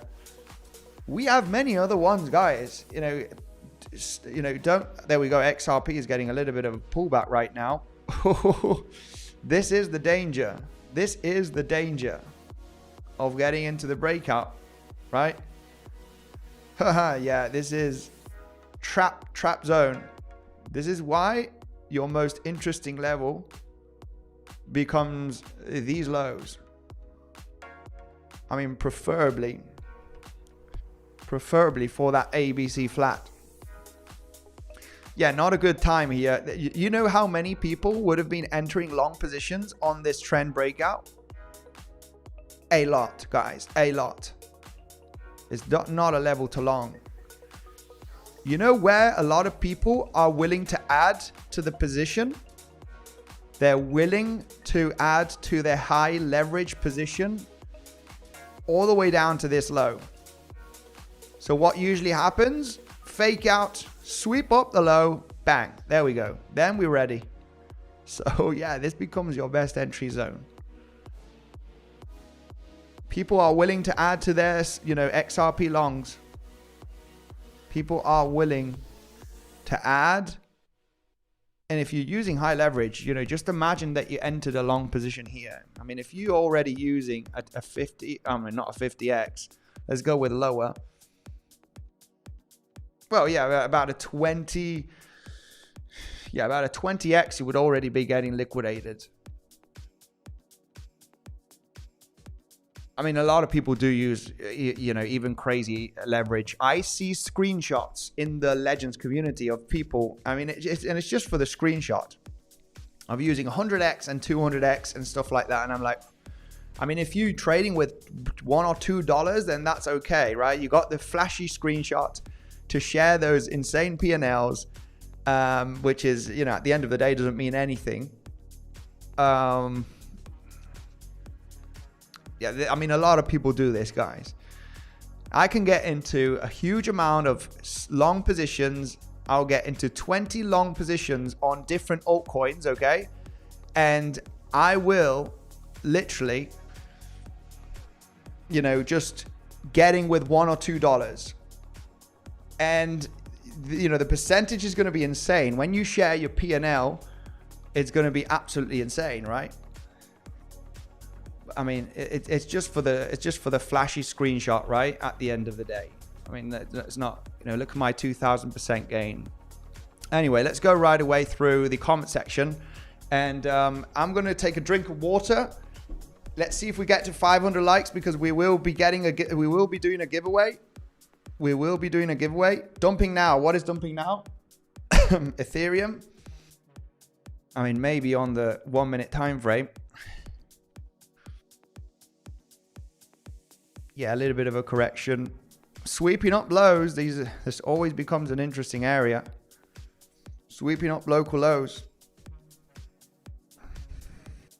Where's the VWAP on Ethereum? Woo. VWAP zone. Sweeping up local lows. VWAP is not hit yet. Sweeping up lows in a major uptrend like this, you always need to consider a possible sniper trade. It's always going to give you the best risk management, guys. Sweeping up lows from an uptrend when you're ranging, it always gives you that possible good quick sniper long position, right? It's always an option. It is always an option, and that's what's happening right now. I'm not sure if you're talking about Bitcoin or Ethereum that is dumping. I think it was Ethereum, or mainly or XRP as well. Just a quick sharp liquidation event. Just a quick sharp liquidity event. How many people are watching the stream? Let's take a look. I'm going to take a quick sip of water, guys. 550. Smash up the like button if you are interested in more information every day from the coaches, myself. My main, update from yesterday was, getting the bounce on a few altcoins, but looking for an entry if you missed out on getting at the low level. We got a first sign of strength. The best option is 50% to the golden pocket to enter a trade setup here, purely based on the idea that we could be breaking up, right? Just to give you a good entry, nothing else. Just to give you a good entry, because it's irresponsible to get into a long position here, in my opinion, unless you have very good risk management. Not using too much leverage, then that's okay. If you're losing, 1% or 0.5%, then that's okay. It doesn't matter. It's a little bump. I only want to give the best entries, and sometimes because I want to give the best entries, I only give one entry a week, right? Because I just want the best entries, okay? At the end of the day, I'm looking to make money at the end of the month and the end of the year. And the more trades I try to get into based on, it's going to pump, it's going to short, and I'm emotional, the more chances you do have in losing money, guys. You know that. You know that. I know that. The more trades we try to get into, the more trades if you want to trade more every day, you want to get into 10 trades a day or 5 trades a day, you will realize that you'll end up over trading and getting into bad trading decisions. It's math, guys. It happens to 100% of the people. It's math. This is why when we create the plans, we are very careful.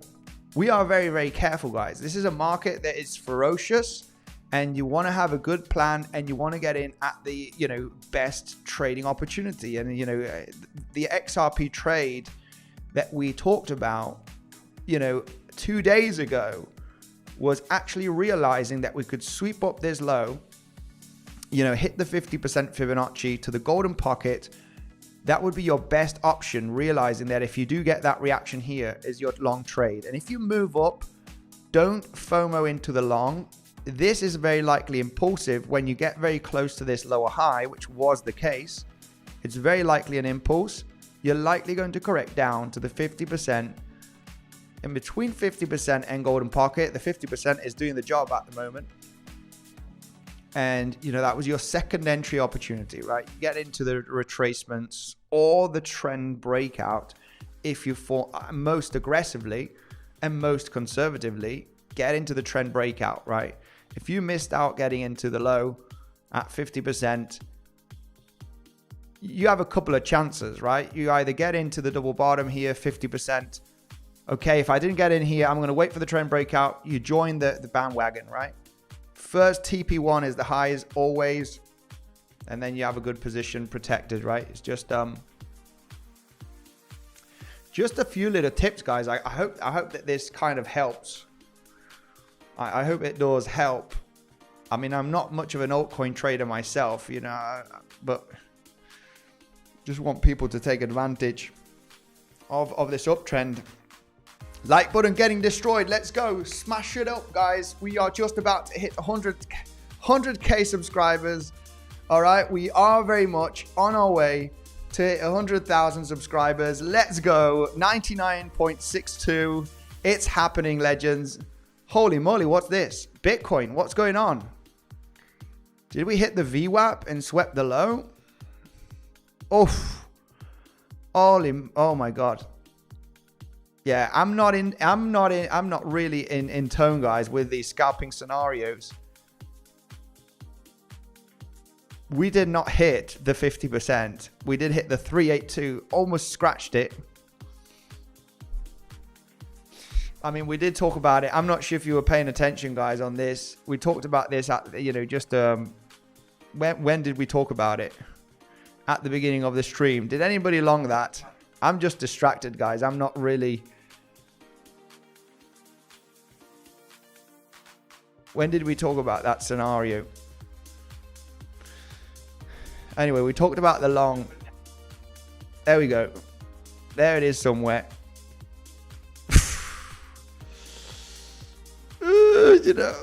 I mean, VWAP, the 382 was not hit. Holy moly. I mean, well, the VWAP was almost hit. The value area high was hit. It is a bit aggressive. Let's be honest. It is an aggressive long entry.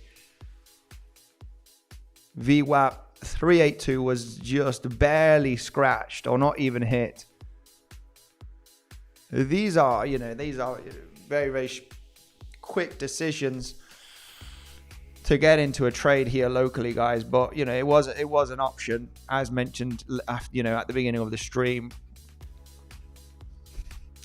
Come down to fill in 120k,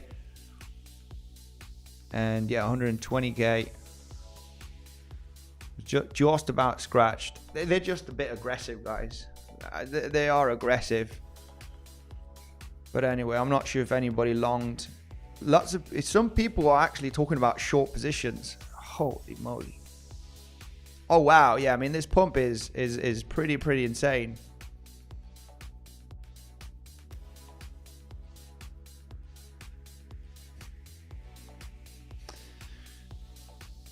It's happening, guys. It's happening. Will we go to all-time high after rejecting from the 0.88? Look at the value area high, how it does its job, guys. It's pretty insane. Did we hit the value area? Oh, no. Hang on a minute. Yeah, the 5-minute time frame is not giving me the proper information. VWAP almost scratched. It was a little bit of a front runner. It is shallow. It is dangerous. Holy crappy moly. VWAP in value area high here, doing the job, guys. It was a bit aggressive. I'm not sure if anybody got into this speculative, get down here. We didn't even hit the 382, okay? And then got the rally here with that multiple 1-2 scenario. The thing here is that we have the multiple 1-2 setup, and we're breaking out in a third wave. 1-2, 1-2, 1-2. Third wave, here we go, up to Valhalla, guys.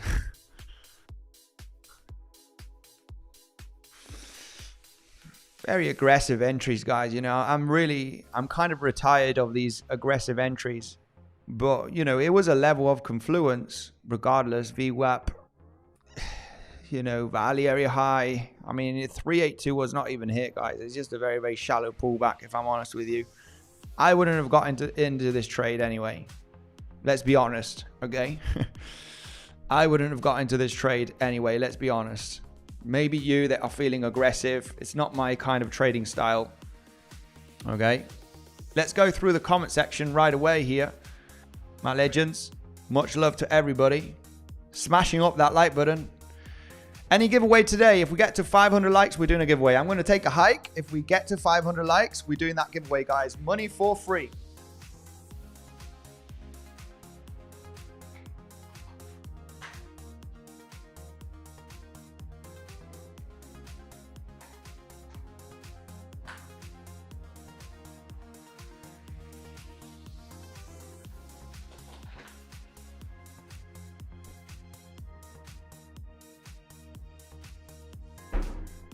Are there any altcoins that we haven't got into?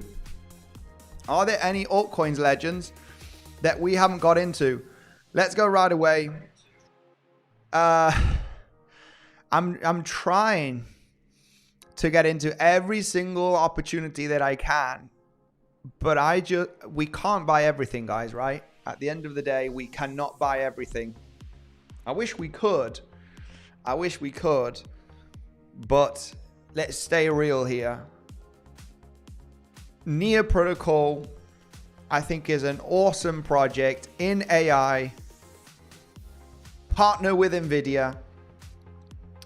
I think I haven't done my proper research on this, but ICP is leading AI as well. And who has seen this chart right over here? Right, I've been in the game since 2018, and I'm sure that you guys have seen this chart right over here, right? Does anybody know what this is?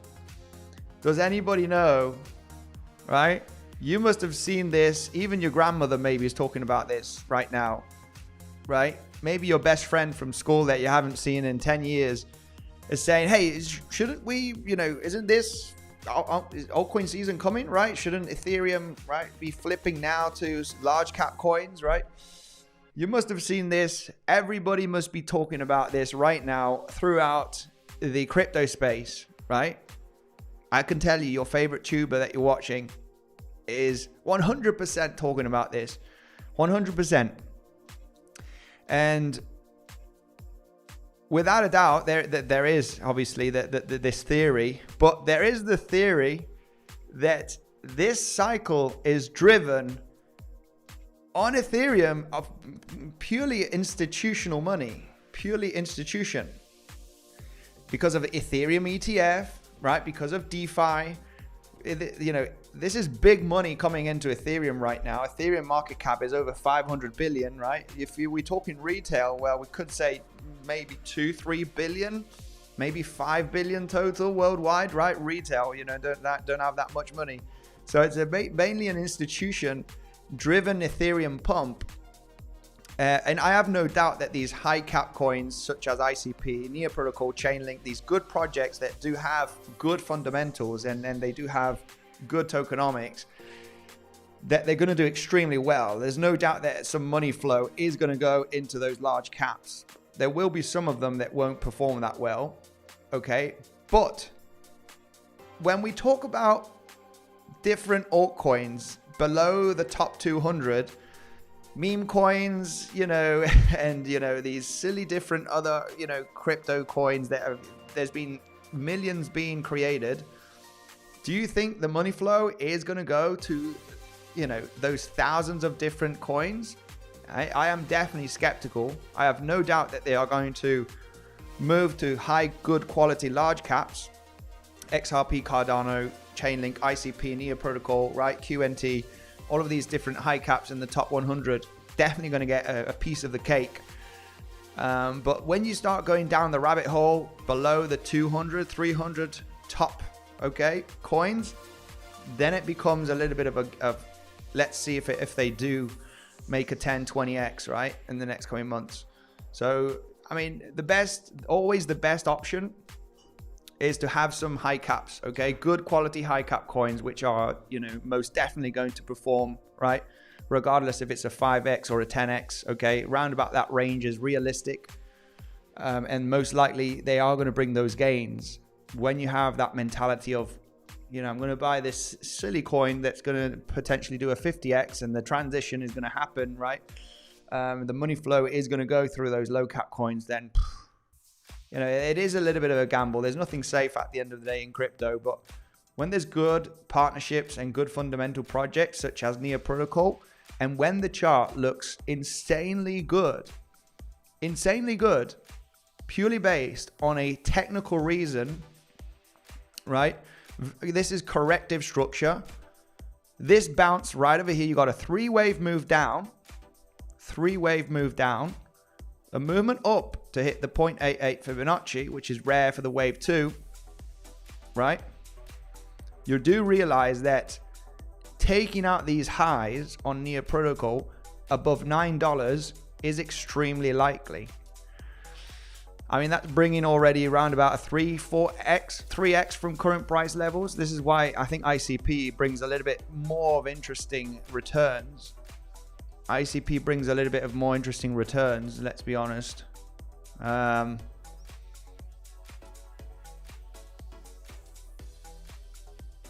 it's going to happen, guys. I think the eyes from Ethereum need to stay away right now. Forget about Ethereum. Ethereum's going to hit all-time high, regardless if you're in swing longs from lower or, you got your spot bags. Once we get above all-time high, it's really start thinking of taking some of those profits home, right? And really start shifting your eyes to those coins that haven't pumped yet, guys. You want to be part of the pump. You don't want to be in the pump. You want to be part of the pump. Right? So this is why I couldn't care less of what Ethereum is doing. I mean, for trading locally, it's okay. What a major pump on Bitcoin. Come on, Bitcoin, let's go. All-time high already. Why not? There is the risk of forming a double top on Bitcoin. There is the risk. Why is there a risk of forming a double top here? Literally not breaking out successfully is because your largest wave on Bitcoin, I need to take those profits once we hit all-time high, guys. I'm going to take most of the profits from this swing long that I've been holding for weeks now. I did take some profits just because of the potential of forming a sideways range here, or even an ABC flat. You know, you have to take some profits when you sweep up the liquidity. It's just very much needed, even though still the probabilities are that we are going to hit all-time high at some point in the very near future. But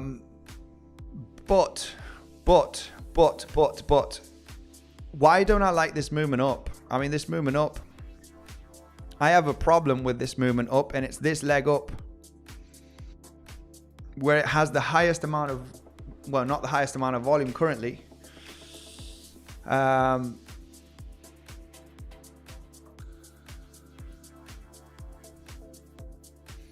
It just doesn't look great as a structure. We were talking about the possibility of, just a few days ago, forming a 5-wave move up here. This would be a little bit too quick for a wave 2. If this is your wave 1, this is your wave 2, I don't think so. I don't think so. It's too quick in timing, too quick. There is definitely a problem here to successfully break out from all-time high, and a multiple 1-2 scenario doesn't fit in nicely from the lows.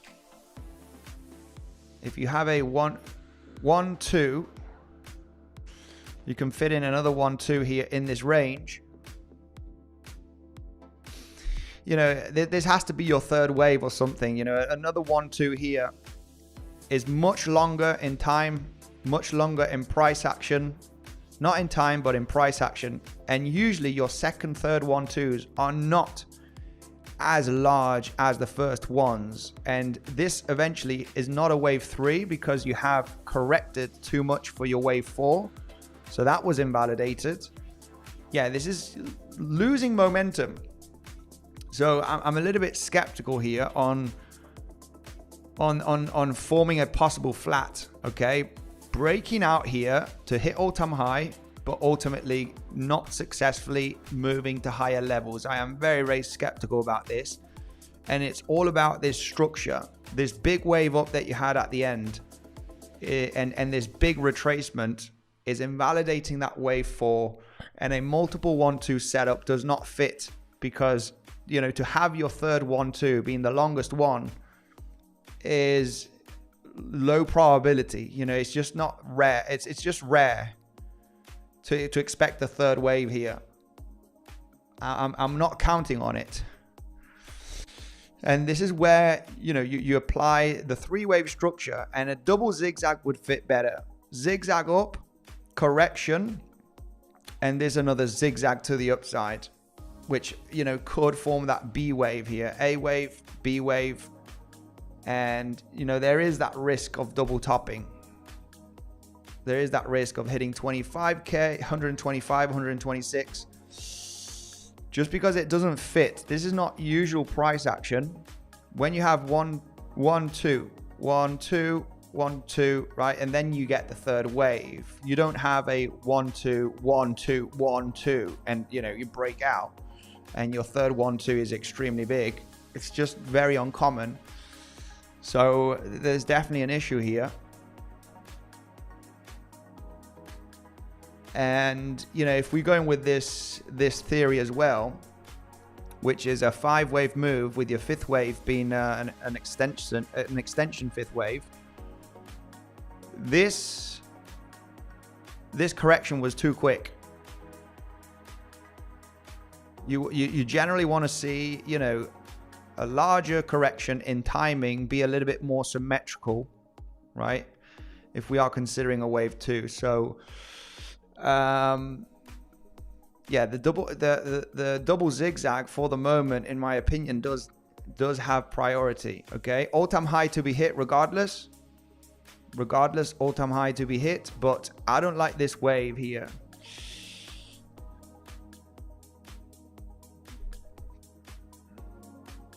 There could be a way of counting this. We are uptrending, guys. We're just trying to figure out, could this be your wave 3? Even still, your wave 4 is still very, very shallow in time. Let's take a look at this potential wave 2 to the end of wave 3. Yeah, you're still very, very shallow in time. You know, this correction was too quick. It was too quick to get a powerful breakout.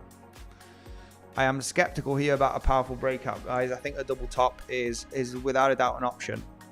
And double top doesn't mean hit the highs and retrace. You could go to a bit higher levels and then take the pullback. Or even form a flat here. Even form a flat. Take the lows and then, right? Then you have a symmetrical 1, 2, 3, 4, 5. And then an ABC flat. Sweep up the lows. And then you have, you know, then this is more symmetrical in timing. Yeah, very skeptical of successfully breaking out here above all-time high with this price action.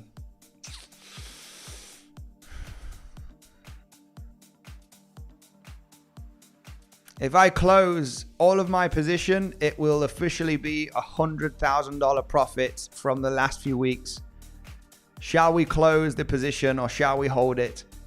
I might hold it and add to the position depending on what price action we form in the next coming days, guys, to maximize those profits. Anyway, Bitcoin dominance. Let's take a look right away at the Bitcoin dominance. What's it doing? BTC dominance.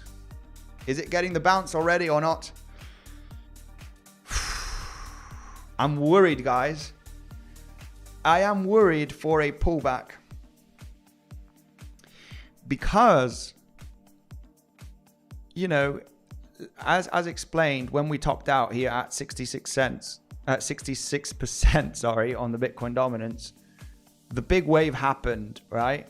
And getting a big wave after having a big wave is just, you know, it's just uncommon to happen.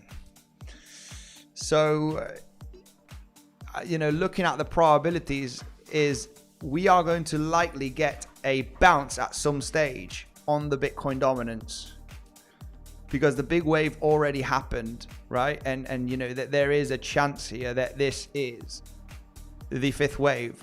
I mean, if there's new fresh liquidity coming into the market, because a lot of people put focus on the Bitcoin dominance, even myself, the Bitcoin dominance can bounce and the altcoins continue pumping, especially when you're in a very hyped up market because you have new fresh liquidity. People are depositing on exchanges and they're buying, you know, Fartcoin, and they're buying, you know, all of these different altcoins. You have the retail are coming in, guys. You can see it here on Google Trends. The projection is to break all-time high in the next couple of weeks from 2021 and 2018. The projection is there. You're getting a lot of people. Holland is leading the way. There's a lot of Dutch people that like crypto, like altcoins. Bulgaria sitting at number 2, Santa Helena, Nigeria. You know, it's happening. So when there's this euphoric stage of the crypto bull run, you can have the Bitcoin dominance bouncing and you can have altcoins continue to rally. Where the heck is the Bitcoin dominance? There it is. So earlier throughout the cycle, every time the Bitcoin dominance got a rally, you know, altcoins mainly bleed against the Bitcoin, right? They bleed and they usually get a decent correction. But when it's full on hype bull market, guys, people are feeling it right now.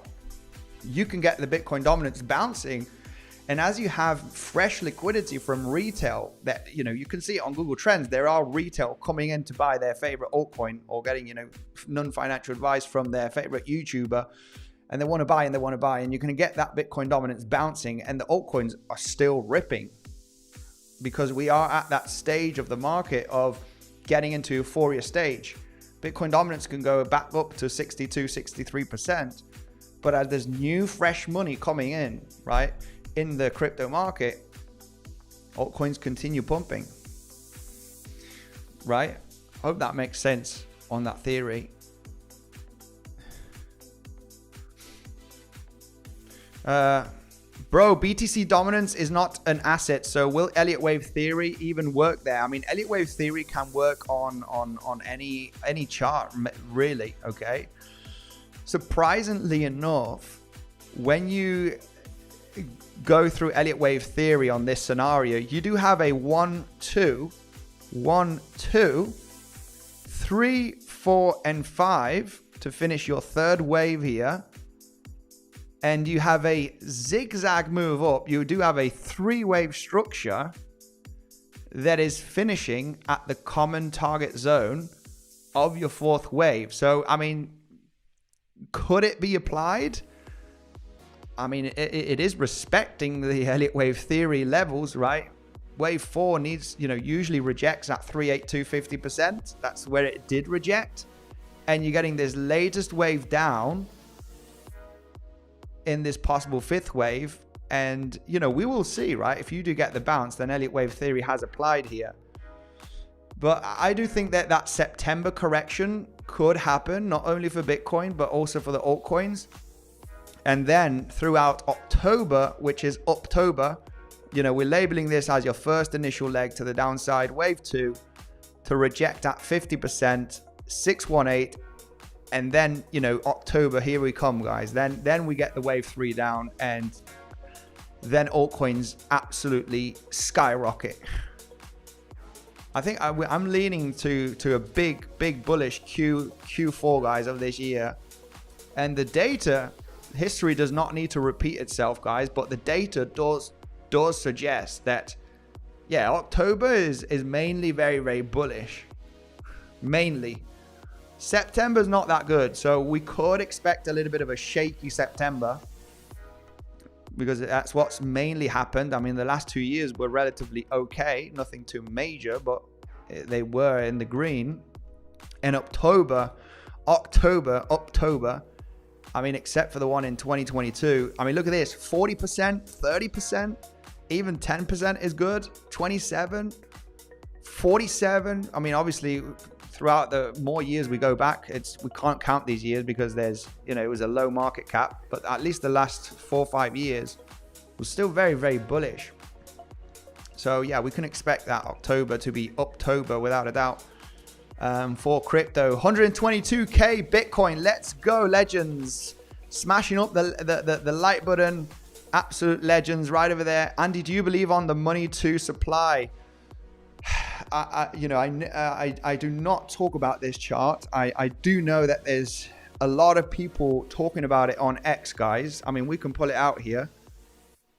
There's more liquidity worldwide, right? I really haven't been following it, right? I mainly do price action, Elliott wave theory, you know, probabilities in hitting all-time high, probabilities in taking out a low or a high, bouncing levels, right? We talk about mainly what could happen throughout the week. But when we do take a look at the money, I know a lot of people are talking about this, the M2 global money supply. We can pull it on the chart, guys. M2 global liquidity index. Hang on a second. It's not this one that I want. M2 is not from this guy. There we go. And we can, yeah, I mean, this is the chart, the famous chart that is going throughout X a lot. I mean, it is true that it has been following it throughout the last, you know, few years. We cannot deny that. It can lag behind or even front run it, in this case, right? Some people say that it's lagging behind. Some people, I don't know. I've read a few things about it on X. It is true that it has followed very nicely, you know, this plateau back in 2024. We had the major rally in 2024 as well, late 2024. It did correct almost the same throughout Q1 of 2025, and it's rallying right now, and we are lagging behind. You know, the M2 is all the way up here at 160, 170K.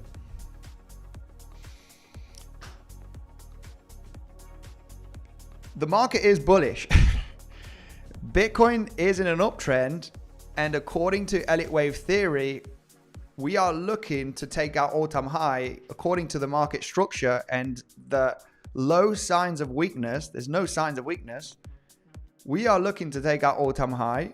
We are looking for more upside potential. We have a possible contracting diagonal on the formation. Let's get this out of the way. We don't need it anymore. I mean, yeah, why not? They say we need fresh liquidity in the market to buy assets, right? We've got interest rates going down in September. I mean, it seems like a perfect recipe for the bull run to continue. According to structure and 𝗖𝗿𝘆𝗽 wave theory, we are looking to continue anyway, right? For the moment, we got these two scenarios that are the ones that are, we don't know which one is going to happen depending on the breakout and the information that we get after breaking all-time high. We will know if there is high probability in claiming 112K or actually forming a higher low and continuing to the upside. We need that information on how we break out all-time high. There's two options. You explode out. We know that all-time high is coming, right? That is something that we have known throughout the last few weeks, understanding that this is a correction. And we are looking for longs throughout the last few weeks, mainly swing long positions. This is why I maintain most of the swing longs still. And we are looking for all-time high to be hit.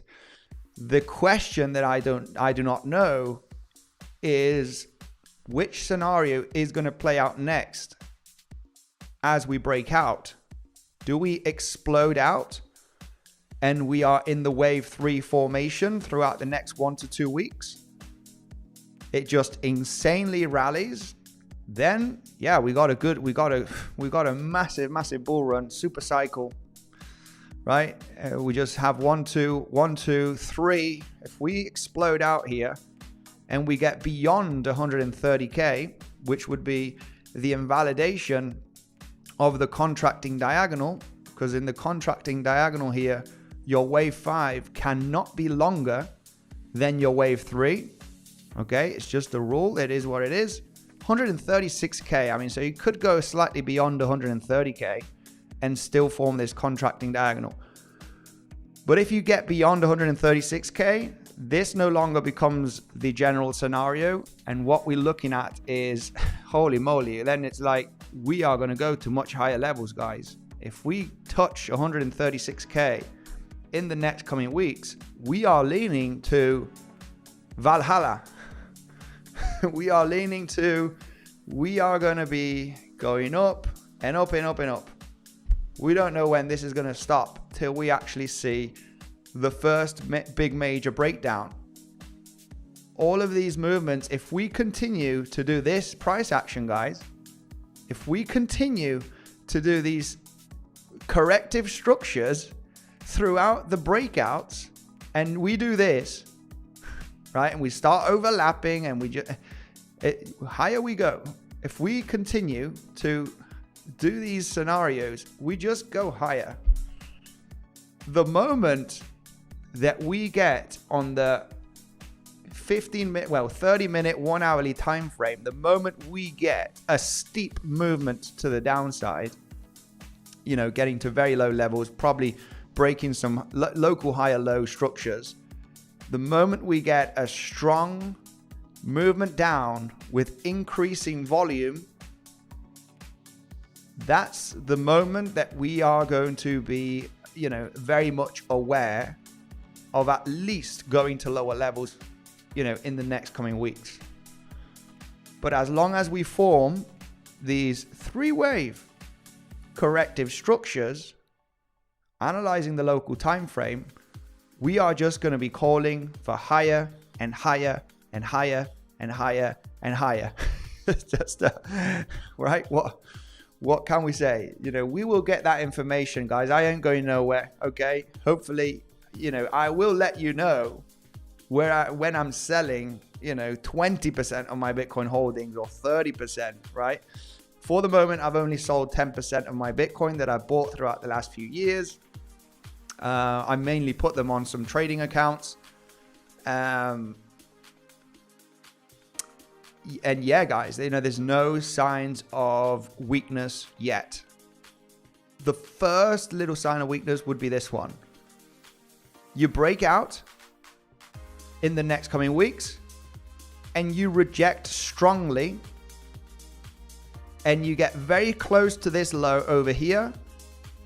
That will bring high probability that a deeper pullback is on the way. Once you get very, very close with the first leg down to get to the high, you know, to the last higher low, I mean, you're very far away here. If you get very close to this higher low with a very strong move down in a 5-wave structure with increasing volume, this bounce is likely going to form a lower high. We'll be analyzing that bounce very, very carefully to take advantage of this leg down.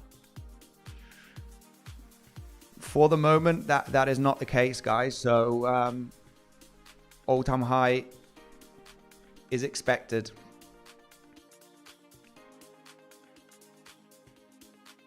BTC dominance is pumping, yeah. It is pumping a little bit. I mean, this is like it's purely technical here. It's you know, big wave down that we had throughout July. Big movement, no retracements. Longest retracement you can label as your wave 4. You have the possibility that your wave 5 could be at the end stages here.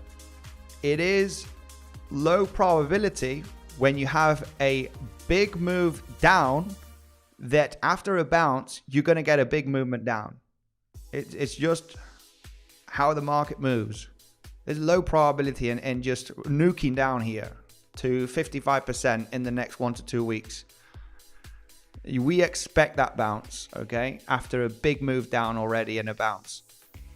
And you can see it on the price action. Every leg down here, you got your 3rd wave, right? And then your 5th wave. The probabilities of this bottoming out and getting a decent bounce is very, very high at the moment. So yeah, I would expect a bounce on the Bitcoin dominance. But as mentioned, there's, you know, is this reliable right now for a pullback on altcoins? Because what I realize and I remember from the previous cycle, that when we had the bounces on the Bitcoin dominance, when there's mass euphoria and there's new money coming into the system, into the crypto space, the Bitcoin dominance can bounce and altcoins can continue pumping, guys, just because there's lots of money coming in. You know, there's retail really jumping in, and people underestimate retail. Retail cannot be bigger than institutions because it brings that extra, you know, 1 trillion maybe worldwide, right? Why not? You know, if you put 200 institutions against, you know, 3 billion people worldwide that are, you know, all are going to put 100 or 200 or 1,000 or $10,000 in the market, well, you know that, you know, retail altogether can move the market very, very impulsively, which is that euphoria phase, right? Is that FOMO stage. So will we get to that in the next coming months? Well, it does. All the analytics do suggest that is the scenario. XRP dumping. Let's take a look at XRP. What's it doing? Yeah, this is the thing. XRP. Yeah, next level of interest. I mean, like I said, I mean, I would be interested in this level. Sweep up these local lows because I would know that we could be forming an ABC flat before getting the next leg up. It's my only level of interest here to re-enter that long, right? Unless you entered here, or if you entered it on the breakout, or at this low at 50%, you need to realize that this is an option. So it's jump in, jump in. Anyway, if you did long, taking out the highs is always a TP1. You know, taking out the highs, you know, you don't know if this is going to be the third wave that breaks out, or if it's going to be the ABC flat. Or as explained, you know, there is the danger here, guys. It needs to be talked about, because this is what happened to Bitcoin. I did explain this. I did explain this at the beginning of the stream. I'm not sure if it was 30 minutes ago. I mean, there is a possible scenario of doing this.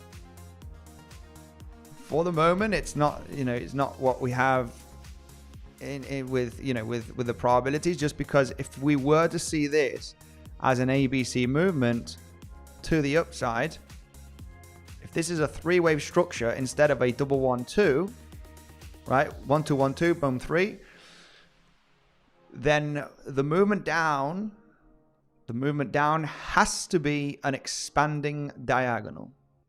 Okay, the movement down here has to be an expanding diagonal, right? Which is a 5-wave move down.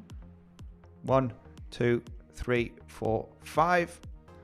Your 5th wave needs to be longer than your wave 3, which is very likely the case.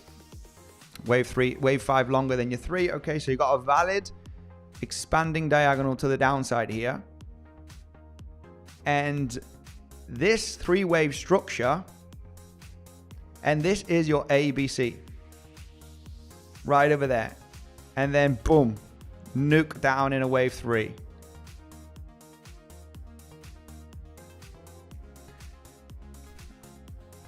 I mean, expanding diagonals are rare, okay, but it would have to be the scenario. And this happened to Bitcoin. I mean, I can remember this just because the uptrend structure that we had on Bitcoin. This was back in,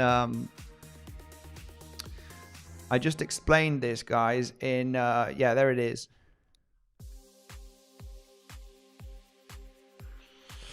I remember this movement up that didn't count very nicely as an impulse. You know, we were looking at a double zigzag here. Zigzag up, zigzag. You had 7 waves. And if you have 7 waves, it's not an impulse. It's, you know, you need to think about a double zigzag if you have 7 waves to the upside. And I remember watching this price action crucially. I need to find that stream, guys. Let me find that stream. It's not going to be hard. It doesn't matter, guys. It's from the 25th or 26th of March. You can go and check it if you want. But we were analyzing this structure and we were taking a look at this movement. And we were like, you know what? Because this is a zigzag up correction and another take out the high zigzag up, double zigzag, and you have a 1, 2, 3, 4, 5 contracting diagonal, you formed a little 3-wave structure here on the lower time frames, and then it nuked down. And, you know, a lot of people might have been thinking, you know, this uptrend, you know, maybe is going to continue, right, and get, you know, just move and take out the highs. But for Bitcoin, this was clear. For Bitcoin, this was clear that this was some kind of a corrective structure to the upside after moving down here. It was a correction, so I kind of expected the possibility of moving down. If you check out the stream from the 25th, 26th of September, we were talking about this scenario when we were consolidating here. So, I mean, it's for XRP, expanding diagonals are much more rare than contracting diagonals. And you just wouldn't give it the priority, right? And there is a way of counting this as a double zigzag as well, where you have a zigzag, 3-wave move up. And I mean, this does count better as a zigzag and not a 5-wave structure. So I mean, when you go on the lower time frames, we ain't going to talk about this mess now. But so, I mean, this would be, if the bears want to take over here, it has to be now, because as soon as you take out this high, taking out this high will, it's just a matter of time. Regardless if this does end up in a 5-wave structure, you correct down and then you move up. It doesn't matter. I mean, it doesn't really matter. You're looking for higher anyway if you take out this high, because you'll be having 1, 2, 3, 4, 5. Yes, you can correct. I mean, this or the 1, 2, 3 or the 1, 2, 1, 2 third wave. I mean, it doesn't matter. You either break through and solidly move in a third wave, or you break out, you form 5 waves up, and then you correct down. And depending on what happens here, we can really be bullish and say, okay, let's get into another new long position and target the highs here for XRP. Printing money. I am in big shorts on alts at the moment. Printing money. Which ones? Which ones? Because if you shorted, it had to be in the last hour, right?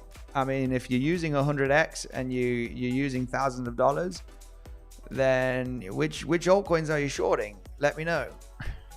I mean, this has been a small movement down. Maybe you're trading aggressively with scalp. Maybe you're scalp short aggressive, right? With a 50x, 100x leverage. This is not much of a dump, if I'm honest. Let me know what altcoin you're getting into shorts, because the movement down is not too promising. Andy is still live. Yeah, I'm not sure how long I've been live, my man. But I'm trying to do that rally to 100k subs, guys. We are here, 99,635. Let's go. 100k subs potentially happening in August, maybe September. I think in August we can manage to get to 100k subs, guys. Make sure to smash up the like button, subscribe to the channel. We talk about probabilities. We mainly focus on Bitcoin analysis, okay? Even though today's been a little bit of a mess. What's this? My goodness. We mainly talk about Bitcoin analysis and Bitcoin trading setups, but because altcoins have been very hot throughout the last few days and even last week, we've been focusing on some trading opportunities. XRP was the best option a few days ago for that long, just at the $3.12 sweep up that low, hit 50%, hit the the point of control of this range of the last couple of weeks, which was holding pretty nicely yesterday. I mean, it did get the bounce and it did claim at least the local highs right over here. That point of control did bounce nicely. Yeah, this becomes a risky area, guys, as mentioned. It becomes risky because of this movement. Devil, I've been talking about this scenario that looks a little bit scary, especially considering the Bitcoin dominance maybe getting a bounce here in a relief rally. It's a moment to be cautious on hyped, getting into hype long positions. We do realize Ethereum as well when we consider Elliott wave theory and we talk about Ethereum. Ethereum is possibly finishing a very big impulsive move up, because when we take a look at Ethereum from that low of June, first rally, first little consolidation, then you had this massive rally with hardly any pullbacks, then the big pullback happens here, and then the next rally, right? And when you consider those stops, you have one stop, second stop, and 1, 2, 3, 4, 5, bit of an extension fifth wave here. And it's very, very common for an asset to almost scratch all-time highs and get a dump, guys. I mean, there's going to be a lot of people interested here and maybe shorting. When we take a look at Elliott wave theory, when we take a look at the latest wave from the last 10 days, you can technically fit a 5-wave move finish to the upside, okay? Well, not finish, but coming into the end stages, okay, from the large consolidation, right? You can fit here. It's probably just squeezing here the last pushes to the upside and then gets the major correction.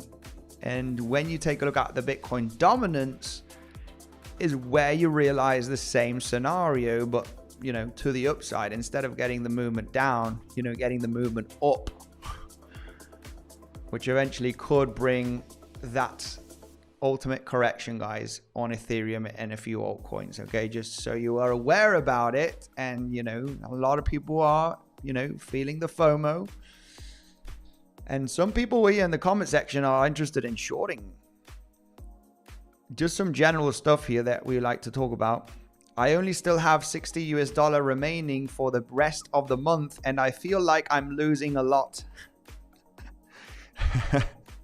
Yeah, man, I know that. I know that feeling. I had $2,000 in my bank account.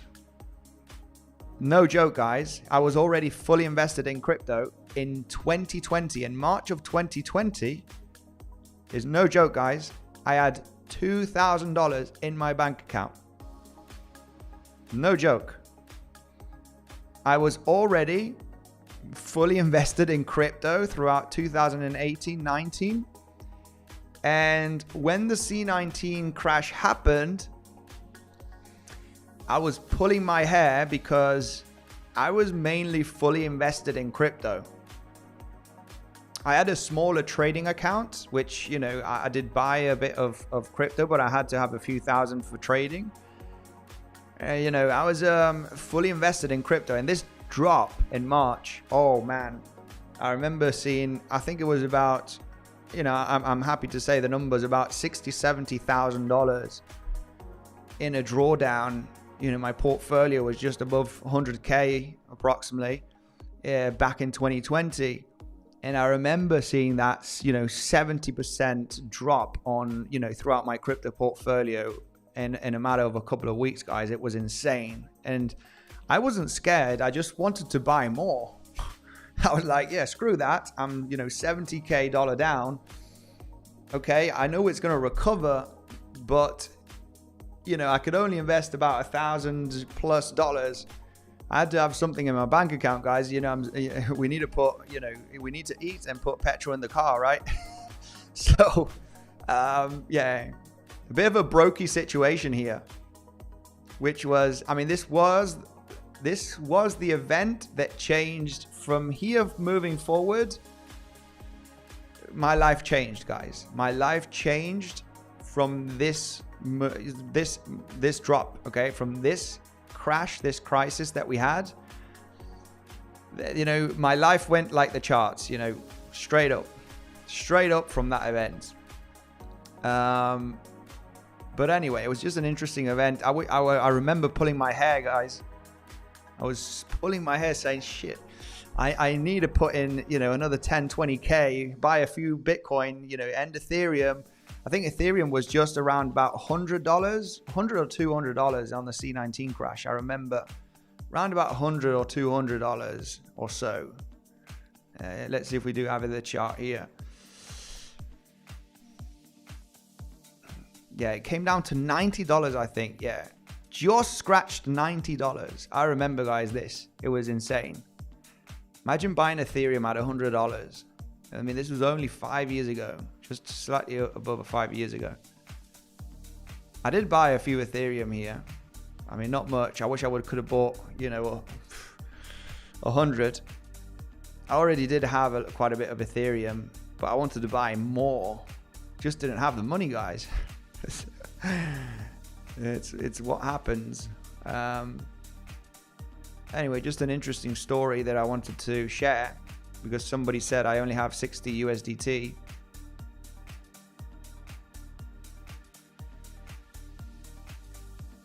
Where I'm at now, all in. yeah, this is the thing. If a black swan event happens around the corner, guys, I'm like, I do have cash now. Things have changed. I am well diversified. Okay. I'm well diversified. Got a couple of watches, cash, cars. I do have a bit of real estate, but yeah, I do hold cash, guys. It's not happening again to me. If we do get a major collapse, I'm not going to stick here with my portfolio down 70% and with $2,000 in the bank account. It's not happening again. It's not happening again. Not this time. I've evolved. Just a little story that I wanted to share there, guys. And then I started YouTube as well, right? In September of 2020, while we were rallying here, you know, this is when we started YouTube. What car do you have? I have, it's a Ford F-150 Shelby. It's a truck. It's the pickup truck Shelby from Ford. It's an absolute beast. It's insane. It has 750 horsepower, and you know, living here in Dubai, you can take it to the dunes, and it's an absolute monster. It's an insane car. I'm super happy to have that car.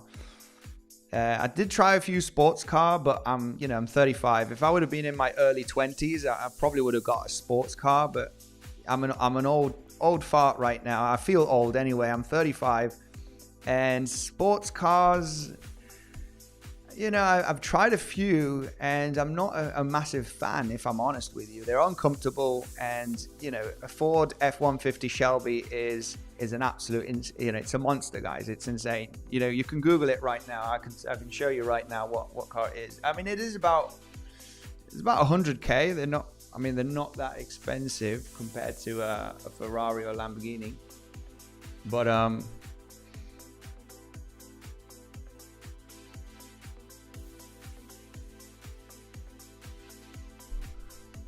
I'll show you right away exactly which one it is.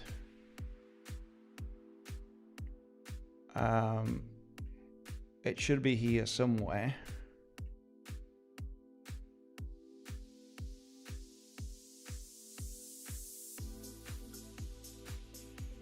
Yeah, this is the one.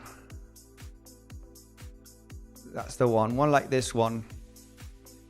It's insane. It's got 750 horsepower. It's an absolute beast. It's very entertaining to drive.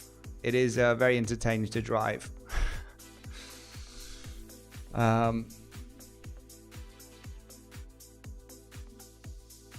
You could get, yeah, that's expensive. You should get used low mileage Ferrari with that. Yeah, also, yeah. Humble truck for a humble man. Yeah, it's like a family truck. I mean, well, it's not really. It is a sports car at the end of the day. But it's very entertaining. It is. You kind of feel that you get respect on the streets when you're driving that. You know, people that are driving around you, they're like they move away. It's pretty insane. Kevin, I want to be like you. I want to be like you, brother. Thank you very much for those kind words. And gas is cheap there. Gas here in dollars is about 70 cents. I think it's about 65, 70 cent US dollar per liter. I'm not sure if in gallons, but yeah, it's about 70 cent max a liter, which is, yeah, it is pretty cheap compared to Spain. In Spain, it's €1.60, which is about $1.80 or so, $1.80 or $1.90 per liter. So I mean, it's way cheaper here. Say on the verge of a huge high time frame breakout. Let's take a look at Say right away. Enough about talking about the personal life here. Nobody cares. Well, maybe you do, guys. But yeah, I just want to. Sometimes people want to know some personal thing. Let's take a look at Say. I remember I do have Say, guys, in my portfolio. Not much of it. I bought Say around about 30 cents, so I was in a loss here. I was in a loss throughout the previous months on 𝗖𝗍. Not much of my portfolio, but yeah, it looks like it is building up, guys. It is building up. I like 𝗖𝗍 structure. Big rally in 2023, part of 2024. This movement is absolute beauty, guys. It is beauty to get this kind of large correction in a three-wave structure and bottom out beneath this low. It's just the zone that you really want to get in. I got in early on this one. I got, you know, one of my worst calls for a spot bag, guys. I'm not sure if you are a legit follower. I did talk about buying 𝗖𝗍 here on this pullback. And we had to ride it, guys. We had to ride the loss. So far, it is in slight profit. Not much. But yeah, 𝗖𝗍 looks very, very good. This movement down looks corrective after the major rally that we had. And we are looking pretty damn good. I mean, if you want to use the trend line here on the lower highs, we kind of wanted to break out on that multi-year descending trend where we did already get rejected once. And the possibility here of a multiple 1-2 is without a doubt there, guys. Is without a doubt there. Building up the first bullish market structure just before we get the pop. And, you know, the best example here would be 𝗬𝗍, guys.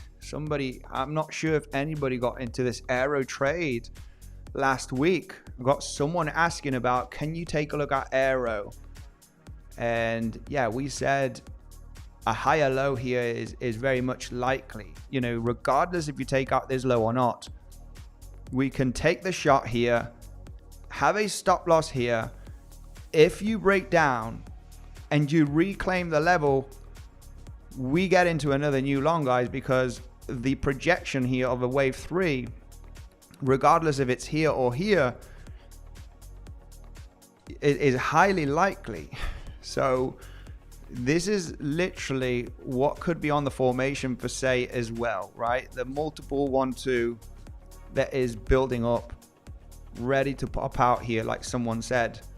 And you got that multi-year trend line that's just about to shift, right? I got in there, but stupidly closed early, says Matt, on that 𝗬𝗍 trade. Absolutely insane.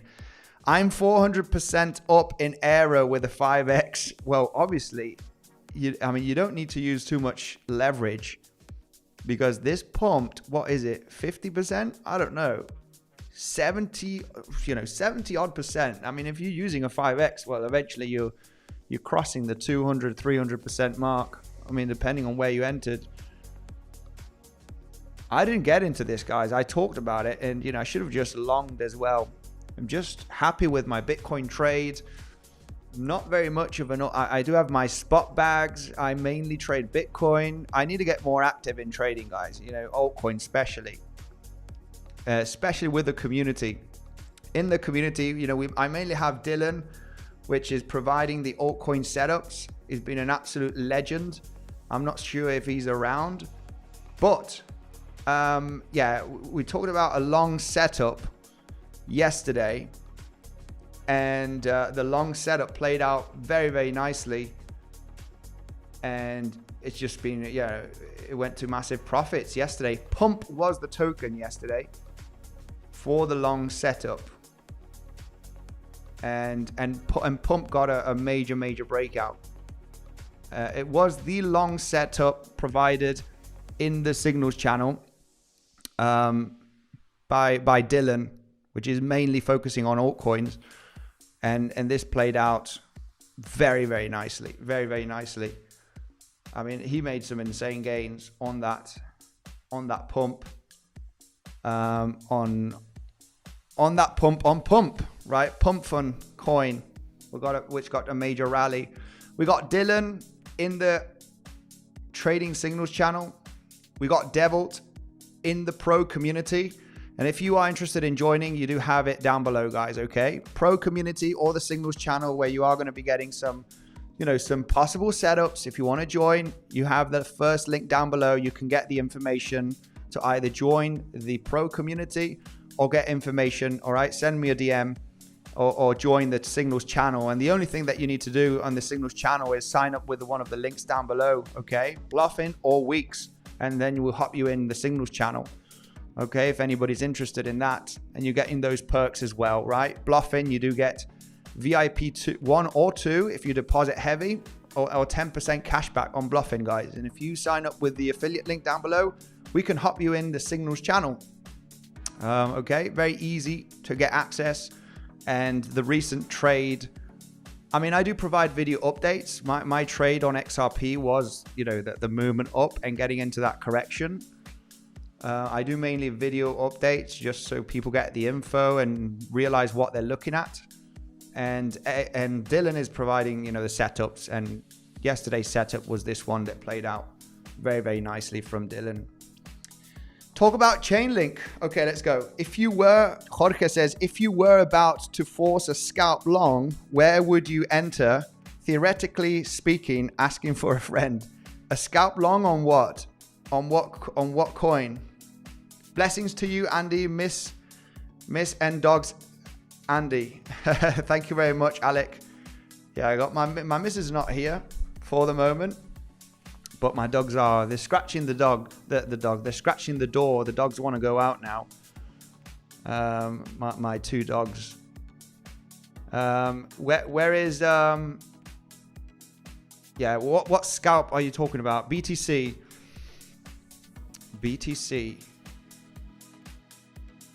Sharp little pullback here on BTC. Yeah, this is why I'm a little bit skeptical on this movement up, legends. Whew. Yeah, big rejection, big rejection. I mean, as we have hit from the high to the low, the 0.88, okay, so we're not labeling this as a leading move to the downside in a impulse right now, as we did get this movement up. To hit the 0.88 Fibonacci, talking about a scalp. I mean, you're talking about a scalp. Let's go through the 3-minute. Eventually, longs are more interesting, as you know. Shorts are very, very difficult.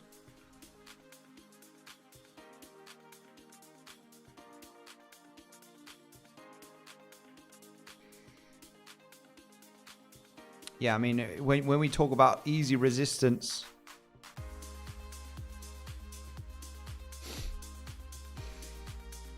VWAP coming into the VWAP and that resistance support flip. I mean, I'm not sure. This might be a major level that I haven't got on the chart from the price action of the last few days. Let's take a look at the session volume profile here.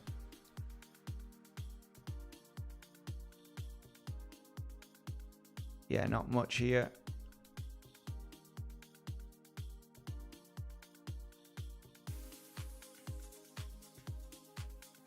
Yeah, there's got resistance here for some reason. I mean, you do have those highs and the recent highs that could provide a little bit of a resistance support flip. With the VWAP, you could get a little bounce. You could get a little bounce in this region. But as mentioned, I treat it as a scalp because, I mean, when we zoom out,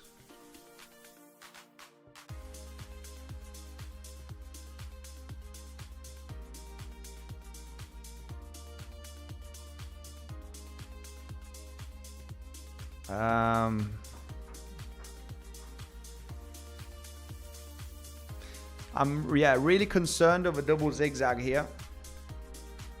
Really concerned of a double zigzag. This could be a flat structure. This was a general idea that we talked about throughout the stream.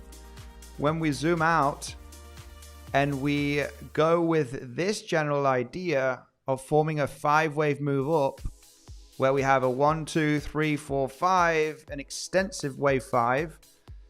This to be the end of the wave when you've corrected that much. Multiple 1-2s here is not a scenario. Okay, we are eliminating the possibility of a triple 1-2 and then a third wave up. We eliminated this scenario. Why? Because your third wave is much longer than your wave 1.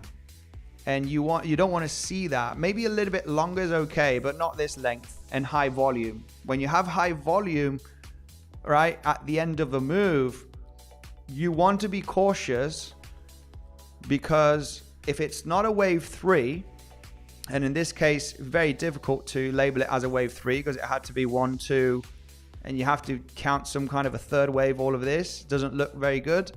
When you end up with high volume, you need to realize that it could be a wave C or a wave Y. And when we count the waves that we've had throughout the last 2 weeks, 3 wave up, a little consolidation, and then another, you know, a very, very possible 3 wave move up here. So it's either this, or this is a 5 wave move up, 1, 2, 3, 4, 5, with an extensive 5th wave. And you can form an ABC flat, running flat, or take out the lows. This is why taking out the lows, sweeping up the local lows from yesterday, could be an option for a long, guys. Could be definitely an option for a long. Just sweep up those lows, claim lots of stop losses. You do have the point of control of the range that should be providing that support, just like we did yesterday, but it's just a perfect sweeping level. And when you get this bounce to hit the 0.88, 0.9 Fibonacci basically, that's the minimum target for a flat. So coming down for a running flat or an expanding flat, if you do sweep up the lows and get back above, change local bullish market structure, it gives you the option that this has been a 1, 2, 3, 4, 5 ABC flat, and then, you know, off you go to the races.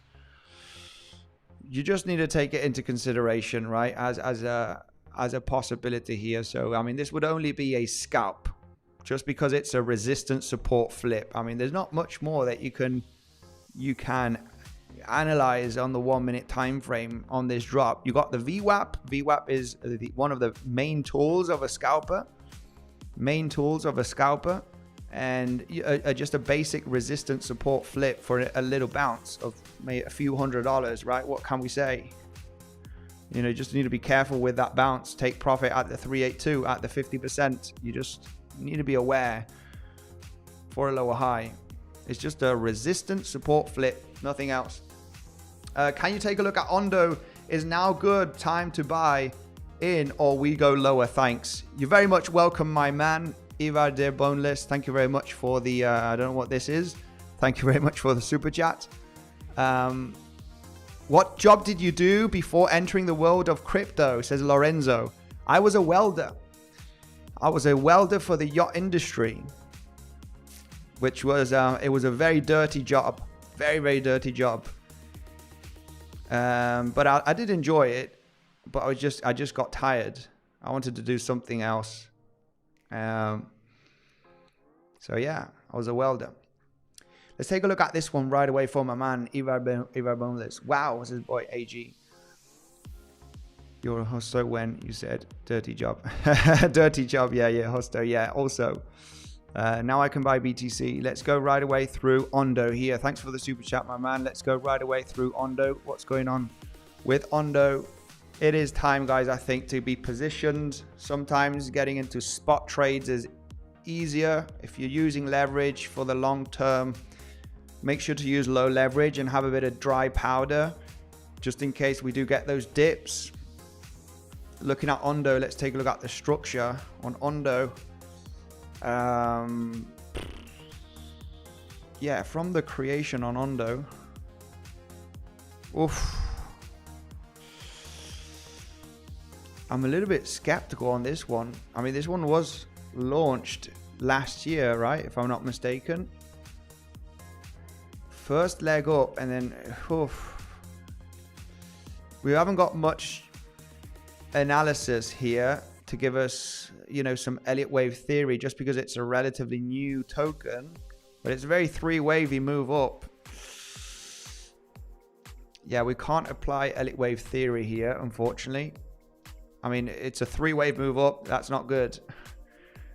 We haven't got enough information, but looking at Coinbase, we do have something here from Ondo of 2024. Just a little triangle.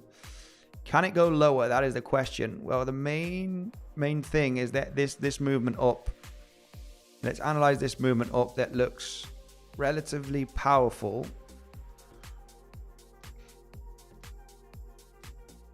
Yeah, taking out these highs is extremely likely for Ondo at some point.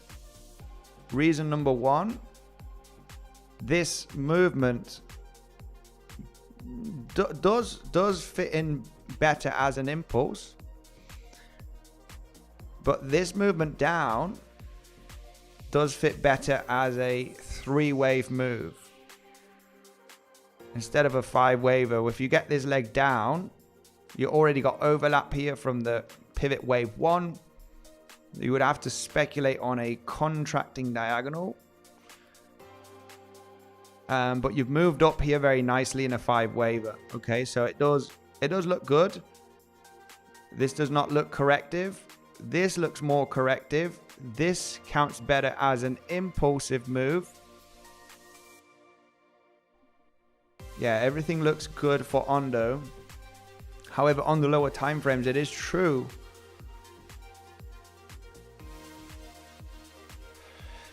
It is true that you have a little bit of an impulsive move here that could have been finished. You know, I would prefer to see this as an impulse. 1, 2, 3, 4, 5. You get a larger correction and then, you know, off to the races. Preferably on this one, we wait for a pullback. I think we could get that pullback throughout some altcoins, guys, to the end of August, part of September. I do believe that a pullback, a little bit of a shakeout situation, right, could happen before getting the major leg up throughout part of September in October, right? That would be my thought here. Preferably, you know, this is the main question. Is it a double 1-2? Well, your second 1-2 is larger than your first 1-2. That's not very common to see. Could this still be part of the third wave and you're just going to smack out? Absolutely, yes. This is when you need to go through the lower time frames and really understand what happens here, right? What you need to detect is, I mean, this really looked corrective. When you do have a 3-wave down and this rally almost taking the highs, you realize that this movement down is going to be the moment that you want to start looking for longs. 50% Fibonacci from the low to the high, right? Golden pocket. This is the moment you want to get excited for longs. So it really depends on how we move down here. Because if we move down, you know, in a very 3-wavy structure, you get a bounce, then you get a movement down, you get a rally here, almost taking out this high. You realize that this is forming a kind of a corrective structure. And that's where you want to be excited to hop in, because it might be a 1-2, 1-2, 1-2, boom, right? Really depends on the correction. You need to see overlap, almost taking out the highs and coming back down. This is the moment that you realize that this is corrective. So it's about getting that information throughout the next coming days. Legends, thank you very much for joining the stream today. Remember that you can join the Telegram exclusive channel, okay, just by signing up with the exchanges down below. Make sure to join the Telegram. We'll get you in there right away, or join the Legends Pro community. Make sure to claim those bonuses. Bluffing right now is with that $3,000 deposit cashback, okay, 10%. Up to 10%, which is $3,000. It is the second link down below or the pinned comment. Thank you very much for everybody joining the stream and smashing the like button. We are on our way to 100K. Stay cautious. All-time high for Bitcoin coming. However, we could be ranging still for the next coming days. Stay safe, and I'll see you in the next one.